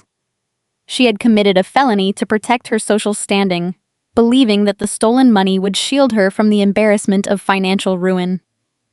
Instead, her actions had accelerated her downfall, guaranteeing that her ruin would take place on the most public stage imaginable. She was trapped in an upscale flower shop with empty pockets, surrounded by the physical evidence of a lifestyle she could no longer afford. The very social standing she had sacrificed her own stepdaughter to protect was about to publicly implode. Bianca drove her luxury SUV back to the Scottsdale estate with reckless disregard for the local speed limits. Her hands gripped the leather steering wheel tight enough to turn her knuckles white. The pristine interior of her vehicle offered no comfort against the rising tide of her anxiety. She stormed through the heavy carved wooden front door and dropped her designer purse onto the entryway table. Her breathing was shallow and rapid. She pulled her smartphone from her pocket and dialed the customer service number located on the back of her platinum debit card. She paced the length of the marble hallway while a generic corporate melody played through the receiver. When a representative finally answered the call, Bianca did not use her charming hostess voice. She demanded immediate assistance, claiming a ridiculous technical error had frozen her primary checking profile. She ordered the representative to lift the restrictions so she could pay her event vendors and finalize her daughter's celebration. The representative typed quietly for a moment. Then the tone of the call shifted. The employee stopped trying to placate a wealthy customer and began reading from a sterile, legally mandated script. The representative informed Bianca that the institution had placed a federal fraud investigation hold on her entire profile. All linked accounts were secured by corporate compliance officers. The representative stated that no overrides could be authorized and instructed Bianca to contact local law enforcement for further details. The line clicked shut. Bianca stared at her phone. The automated voice had sounded terrifyingly indifferent. The reality of the federal freeze pierced through her layers of denial. She turned her mounting terror into blind rage and marched toward the home office. David sat behind his mahogany desk, reviewing useless spreadsheets for his stalled consulting business. Bianca threw her phone onto his keyboard. She screamed that her cards were declining, the florist was holding the centerpieces hostage, and the country club was demanding a $25,000 wire transfer by tomorrow noon. She ordered him to fix the situation immediately. She told him to go to the bank to call his clients and to do whatever it took to secure the cash. David absorbed her panic with a sinking feeling in his chest. He knew his consulting clients had vanished months ago. He knew their savings were non-existent. The stolen $92,000 was the only thing keeping their curated lifestyle afloat, and now that money was locked behind an impenetrable federal wall. He grabbed his car keys and drove away from their affluent cul-de-sac, heading toward the less desirable commercial districts of the city. He pulled into a faded strip mall, parking his pristine sedan next to a predatory title loan office. The neon signs in the window advertised rapid cash approvals. David had spent his entire career advising corporate executives on wealth management. Walking through the dingy glass door of a payday lender felt like a profound personal failure. He approached the plexiglass counter and filled out a rapid application requesting the maximum allowable emergency advance. The underwriter behind the counter typed his social security number into the terminal. David waited, sweating in his tailored golf polo. The underwriter frowned at the screen. The financial verification system returned a severe warning flag. The federal lock on David's joint banking profile had instantly tanked his credit score and banking standing. The underwriter slid the paperwork back beneath the plexiglass, stating that they could not extend credit to an individual with active fraud restrictions on their primary routing numbers. David walked out of the loan office, his chest tight with anxiety. He had one final asset left to leverage. He drove to a high-end pawnbroker located 2 miles down the road. He walked into the secure showroom, unclasped his heavy luxury watch, and placed it on the velvet display mat. The timepiece was an authentic vintage model he had purchased during his most successful corporate quarter a decade ago. It was worth at least $15,000. The broker examined the watch through a jeweler's loupe and nodded in appreciation. He offered a $12,000 payout. David eagerly accepted, feeling a brief surge of hope. Then the broker printed a business check and asked for David's banking details to log the high-value transaction, citing strict state compliance laws for large purchases. David stared at the printed paper. A business check was entirely useless to him. His bank accounts were frozen. He could not deposit the funds, nor could he cash the check anywhere without an active profile. He begged the broker to pay him in hard currency. The broker narrowed his eyes, sensing the desperation, and stated they never kept that amount of loose cash on the premises. The transaction was canceled. David picked up his watch, his hands shaking, and walked out into the sweltering afternoon heat. He was turned away carrying a valuable asset that he could not convert into the survival he so desperately needed. David returned to the Scottsdale estate, empty-handed. He found Bianca sitting on the velvet sofa in the living room, surrounded by the chaos of half-finished party preparations. The truth settled over them like wet concrete. They could not borrow a single cent. They could not withdraw their own meager remaining funds. They could not hide from the impending humiliation. Without my mother's life insurance policy, they were financially hollow. Their entire existence was a carefully constructed stage set, and the bank had just turned off the lights. Bianca refused to accept defeat. She stood up and pointed a trembling finger at David. She demanded he force me to withdraw the criminal affidavit. She insisted that if a father commanded his daughter to stop a legal proceeding, the child would obey. She ordered him to pick up his phone and make me drop the claim. David pulled his smartphone from his pocket. He dialed my number, his hands visibly shaking. The call rang once and went straight to my automated voicemail. He tried again. The result was identical. He tried a third time, leaving a desperate, pleading message begging me to call him back, promising that we could figure out a compromise if I just lifted the restriction. He dialed a fourth time and a fifth. The poetic justice of the moment was profound. The parents who had so easily thrown me away to protect their fragile social image were now entirely paralyzed by the very system they had tried to manipulate. They had exiled me from the family through a coordinated digital smear campaign, ensuring that I was thoroughly cut off from their world. Now they were trapped in that isolation. The daughter they had viewed as a disposable resource held every ounce of power, and she was unreachable. The sun dipped below the desert horizon, signaling the start of Thursday evening. The schedule demanded their presence at the Maricopa County Country Club for the official Quinceañera rehearsal. They had no choice but to attend. Failing to show up would instantly signal their ruin to the venue coordinators and the hired staff. They dressed in their designer clothing, climbed into their luxury vehicle, and drove to the exclusive property. They walked through the ornate double doors of the country club with empty pockets and racing hearts. Bianca forced a bright plastic smile onto her face as she greeted the event planner. The venue manager stood nearby, his arms crossed, waiting for the promised wire transfer confirmation. Bianca deployed the only weapon she had left. She relied on lies. She glided over to the manager and smoothly assured him that the funds were currently processing through a secondary wealth management account. She blamed the delay on slow clearing times between different financial institutions, laughing lightly at the inconvenience of modern banking security. She promised the money would land in the country club's ledger first thing Friday morning. The manager looked at her with polite skepticism, reiterating that the ballroom doors would not open on Saturday if the balance remained unpaid by noon. Bianca nodded, maintaining her flawless composure, while her internal world collapsed. They spent the next 2 hours walking through the rehearsal steps, standing on the polished hardwood of the grand ballroom, pretending they still belonged in that room. They directed the teenagers through the choreographed dances and smiled for the event photographer. They were starring in the play that was destined to be canceled before opening night. The ticking clock echoed in their minds, with every passing minute driving them closer to the edge of an unavoidable public disaster. Saturday evening descended on the Arizona desert, painting the sky in deep shades of violet and burnt orange.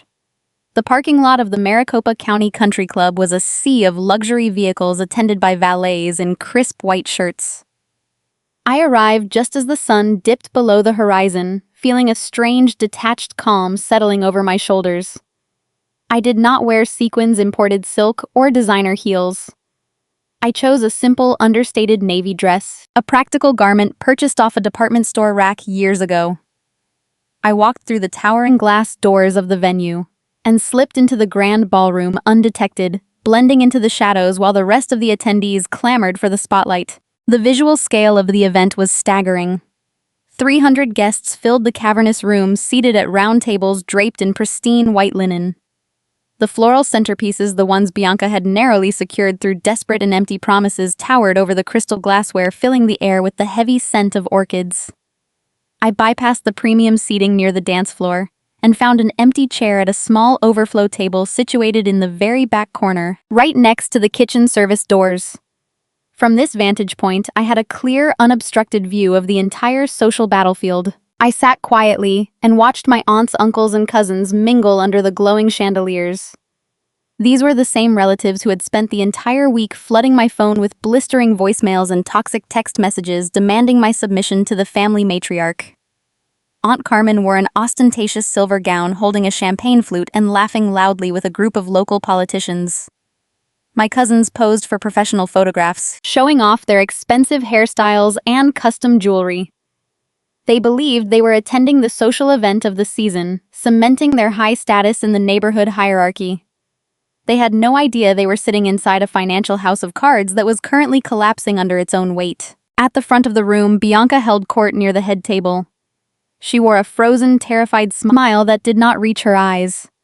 She was playing the perfect hostess, greeting the prominent members of the Scottsdale elite with practiced hugs and air kisses. But the physical toll of her secret panic was obvious if you knew what to look for. Her posture was rigid, her spine locked in a state of high tension. She clutched a beaded evening bag so tightly her knuckles blanched against the fabric. Despite the frigid air conditioning pumping into the ballroom, a sheen of nervous sweat had broken through her heavy layer of expensive foundation makeup. My father stood beside her, looking like a hollow shell of a man. He nodded at the guests, his eyes darting toward the ballroom entrance every few minutes, anticipating the arrival of the executioner. The illusion held for exactly 1 hour. For 60 minutes, the Quinceañera proceeded exactly as Bianca had envisioned.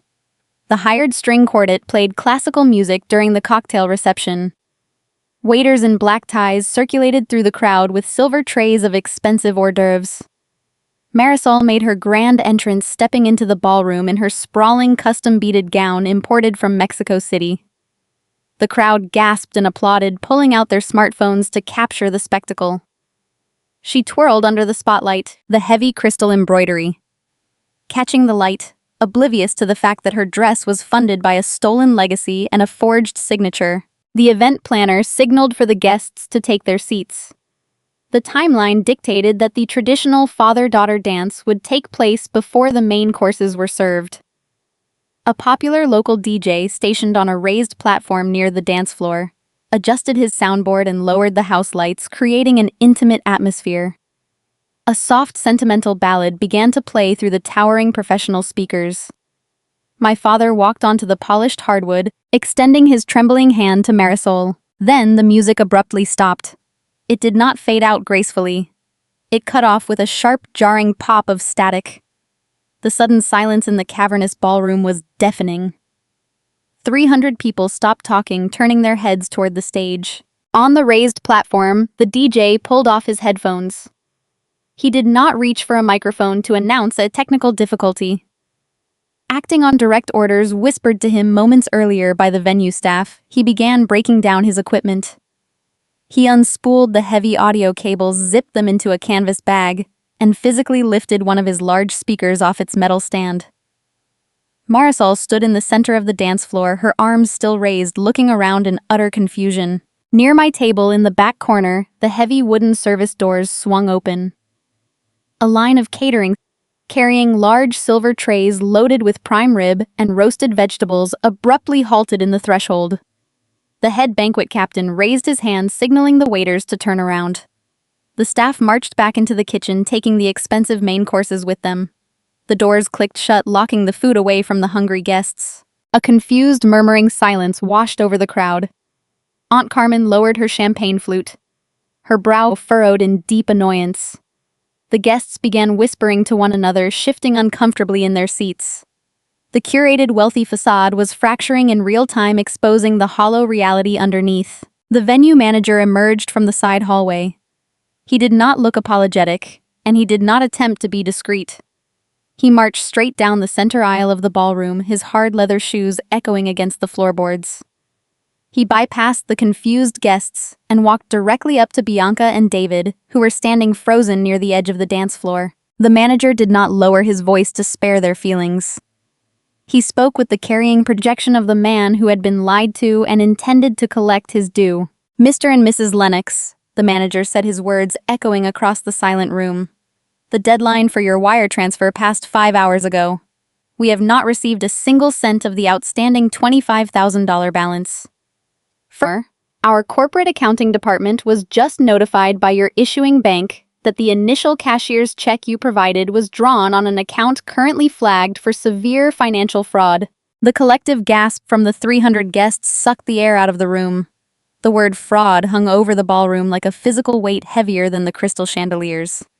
"This event is officially terminated." The manager continued, crossing his arms over his chest, his tone unyielding. "Unless you can produce $25,000 in physical cash right this second, my staff is going home and you need to vacate the premises immediately." The social humiliation Bianca had feared most was manifesting in the most public way imaginable. Her worst nightmare was unfolding under the bright lights witnessed by every rival, every friend, and every enabler she had spent 15 years trying to impress. The Scottsdale elite, the very people she had committed a felony to appease, were staring at her with wide, horrified eyes. The whispers escalated into a chaotic buzz of scandalized gossip. Aunt Carmen stood up from her chair, her face flushed with a mixture of shock and deep embarrassment, her loyalty fracturing as the truth set in. Bianca looked around the room, her chest heaving as a raw, unfiltered panic consumed her. The polished exterior shattered entirely. She realized her empire was gone, her reputation was destroyed, and her fraud was exposed. A cornered predator will always lash out at the nearest available target, desperate to shift the focus away from their own guilt. Bianca scanned the faces in the crowd, her eyes wide and feral, searching the shadows until she found me sitting quietly at the back of the room. She raised her hand, her manicured finger pointing directly at my face. "It is her fault!" Bianca screamed, her voice shrill and echoing off the vaulted ceiling. She abandoned all pretense of dignity, pointing at me with a trembling, desperate hand. "Do not look at me. Look at her. That is my jealous, psychotic stepdaughter. She did this. She froze our accounts out of spite because she could not handle her sister getting a single night of attention. She ruined this party." 300 heads pivoted in unison, tracking the trajectory of my stepmother's trembling finger. The physical weight of their collective stare felt palpable, heavy enough to crush a weaker person into the floorboards. For a fraction of a second, the grand ballroom remained suspended in stunned silence, the air thick with the scent of imported orchids and hot catering lamps. Then the dam broke. Aunt Carmen surged forward from her premium seating near the dance floor. Her silver evening gown rustled loudly as her face contorted into a mask of furious indignation. She began shouting across the polished hardwood, hurling accusations that echoed off the vaulted ceiling. She blamed me for ruining Marisol's night, calling me a spiteful, bitter child who could not stand to see a younger sister shine. Other relatives quickly joined the chorus, their voices blending into a chaotic roar of misplaced righteous anger. They pointed fingers, demanded I leave the premises, and shouted that I had finally shown my true, ugly colors to the entire community. Bianca stood near the edge of the dance floor, her chest heaving, wearing a brief, triumphant smirk beneath her panicked eyes. She believed her social machinery was working. She thought public pressure would force me to flee the room in tears, cementing her fabricated narrative forever. She forgot that my daily profession required me to navigate hostile audits and dissect lies hiding in plain sight. I did not cry. I did not shrink back into the shadows of the overflow tables. I pushed my chair away from the wall and stood up.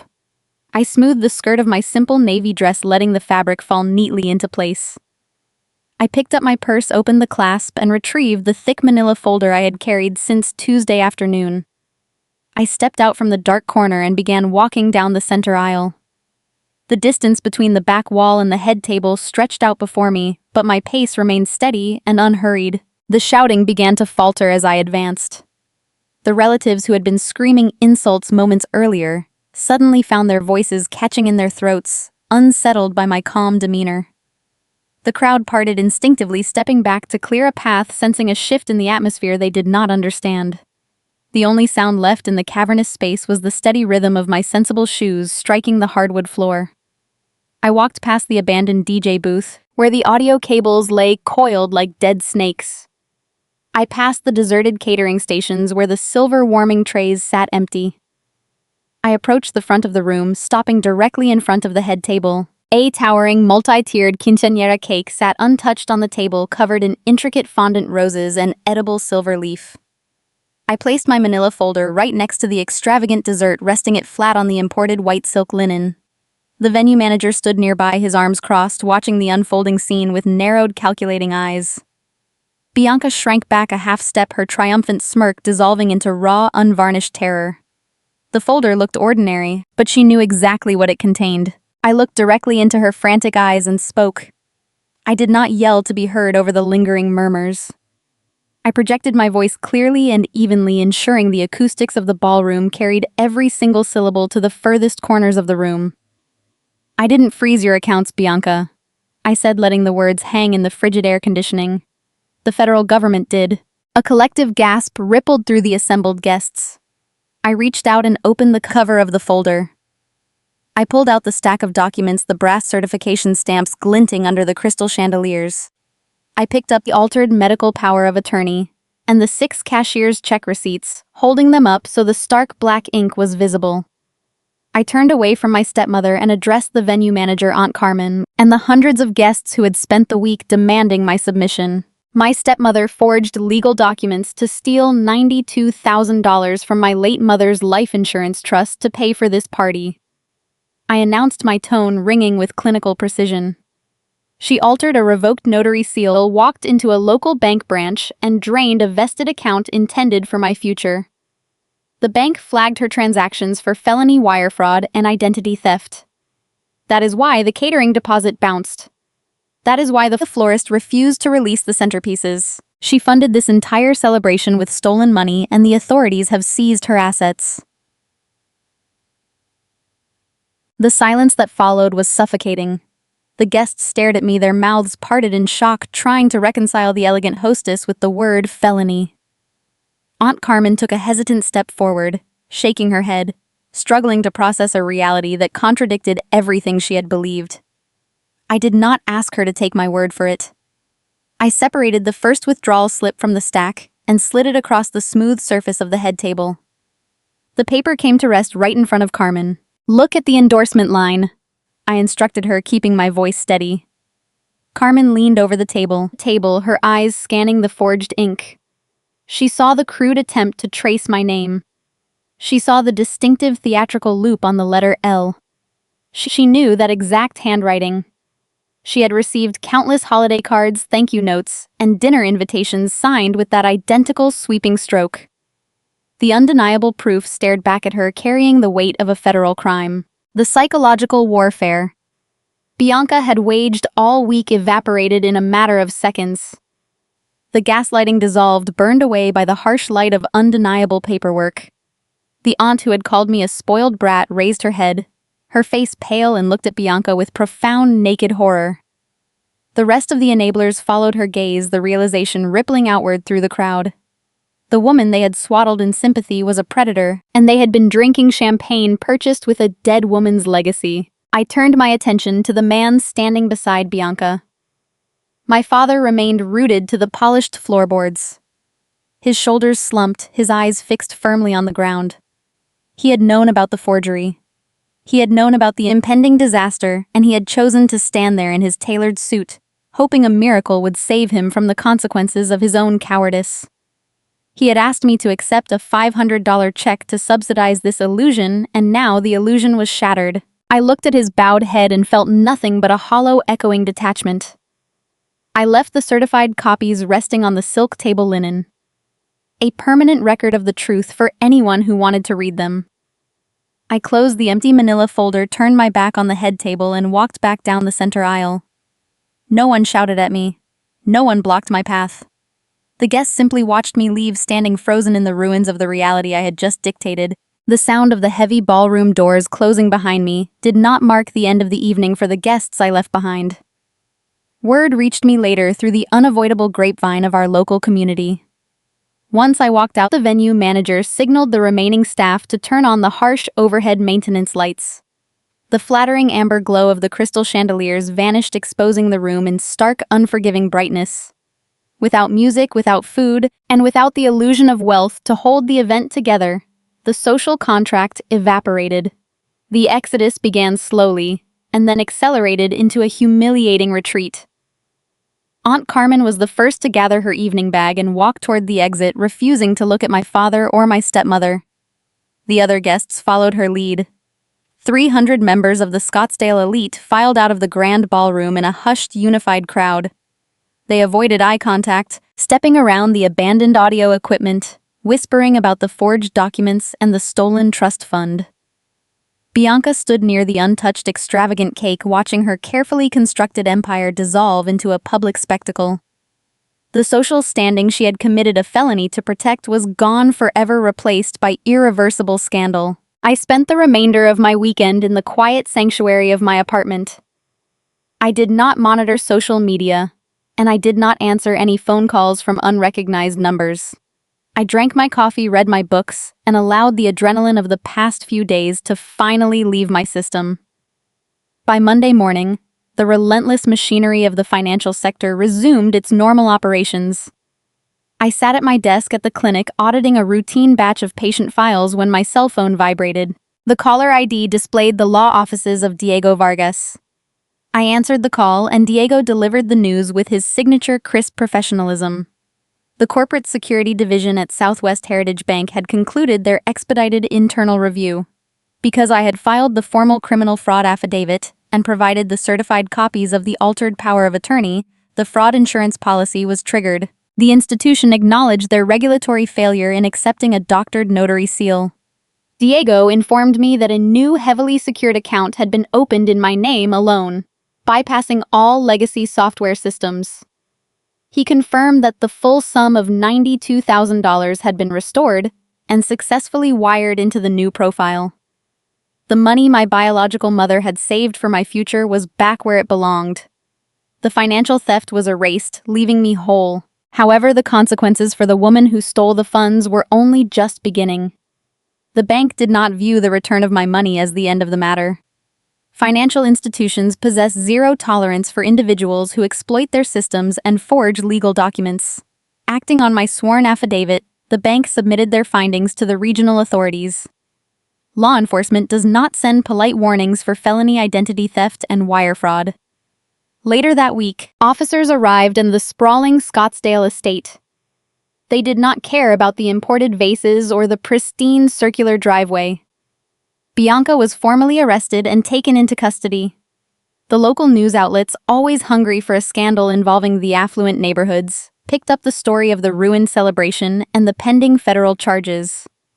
Under strict Arizona financial laws, forging a signature to drain a vested trust account carries severe penalties. She faced mandatory minimum sentencing guidelines, ensuring that her future would not involve charity galas or designer clothing. Her reality shifted from a velvet bar stool in a custom kitchen to the sterile, unforgiving environment of a holding cell. The woman who had spent 15 years judging others for their perceived flaws was now a documented criminal stripped of her platinum cards and her unearned pride. My father was left behind to navigate the wreckage of his own cowardice. The asset freeze remained active, locking down whatever meager funds they had left. Without Bianca to dictate his social calendar, David found himself entirely alone in a house he could no longer afford. The fallout was swift and merciless. The vendors who had been cheated out of their final balances turned their accounts over to ruthless collections agencies. The venue manager filed a civil suit for the bounced catering deposit. The country club revoked his membership, barring him from the golf course where he used to network with corporate executives. His remaining consulting clients, unnerved by the public scandal and the association with a felony fraud investigation, severed their contracts. The community that had once attended his dinner parties now treated him like a contagion. Desperate, isolated, and drowning in debt, David attempted to reach out to the only person who had ever offered him genuine loyalty. He picked up his phone and dialed my number, hoping to beg for a loan or a fragment of sympathy. He did not hear my voice.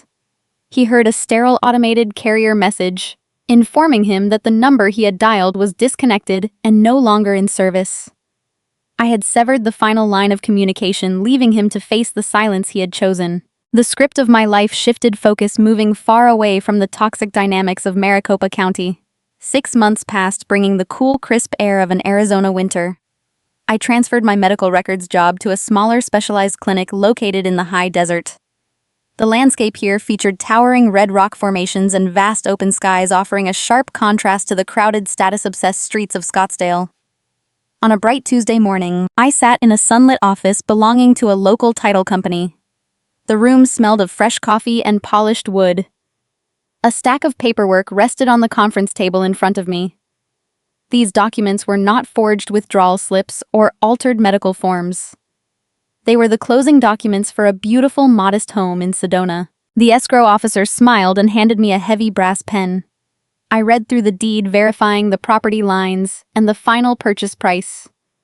The down payment had been wired securely from my protected account earlier that week.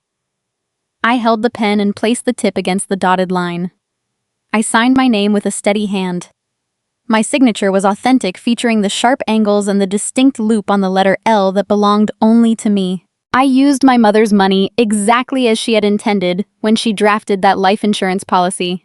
I secured a safe, quiet place of my own, built on a foundation of truth. I walked out of the title office and stood in the bright desert daylight, holding the keys to my new front door. I was entirely free of the people who had viewed my survival as an inconvenience. I had proven the most important lesson of all.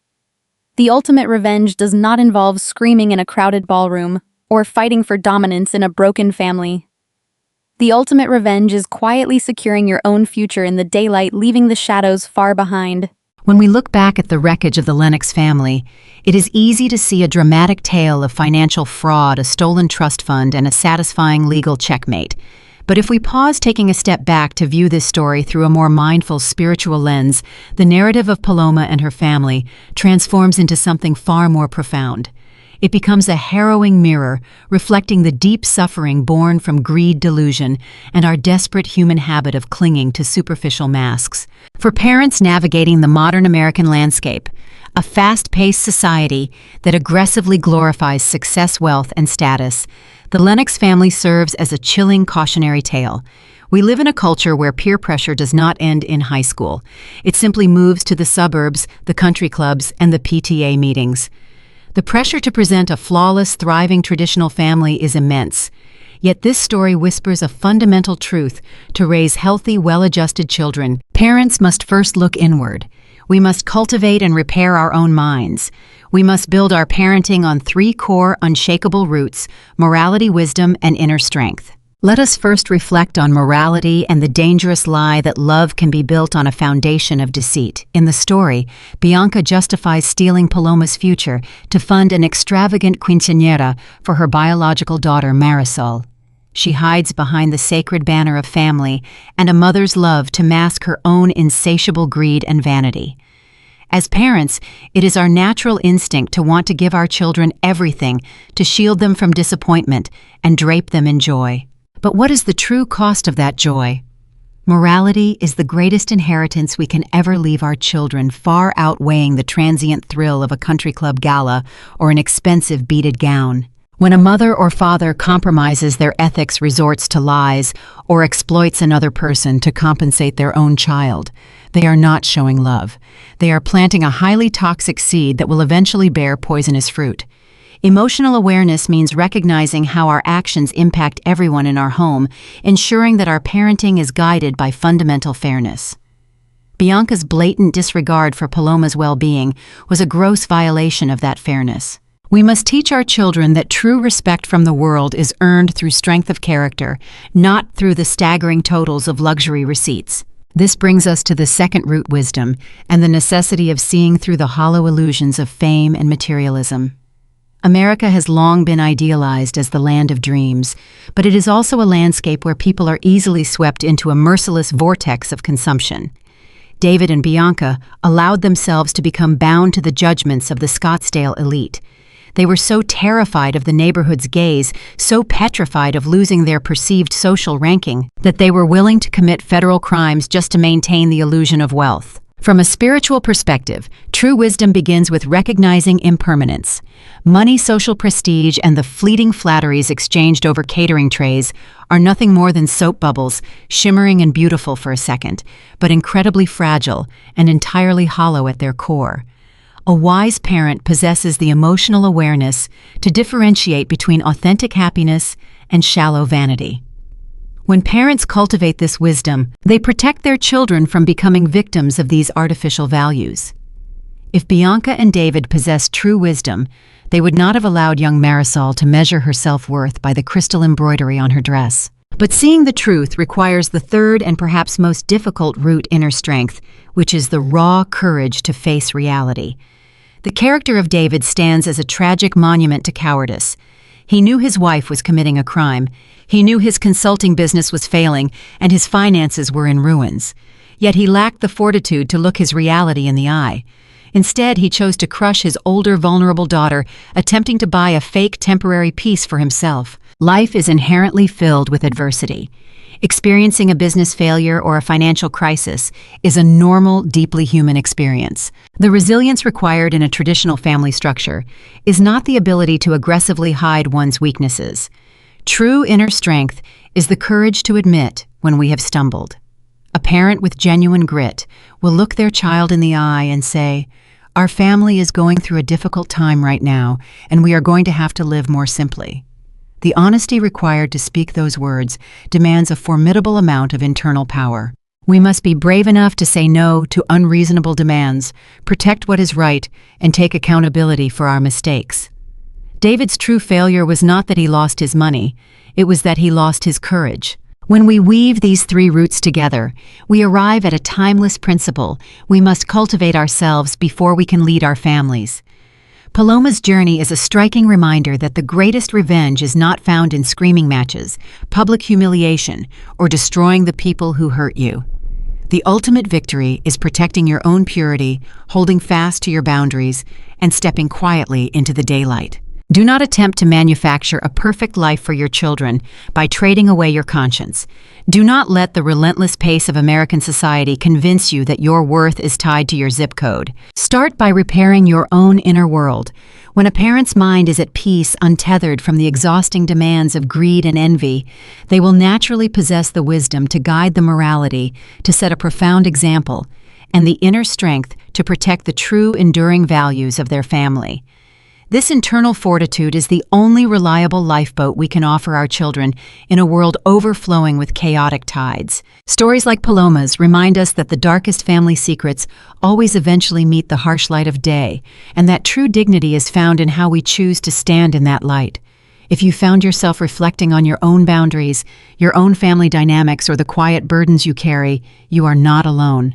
Join our community of storytellers and listeners by following the channel Fluffy Revenge, where we explore the incredible power of quiet women's firm boundaries and the truth that sets them free. As you go about your day, looking at the curated lives displayed on social media, the pristine lawns of your neighborhood, or the faces across your own dinner table, ask yourself a quiet question. Are the foundations of your family built on the solid bedrock of honesty, or are they resting on the shimmering, fragile surface of a soap bubble? We spend so much of our lives decorating the house, but rarely do we check the strength of the floorboards. Perhaps it is time we look down before the ground gives way.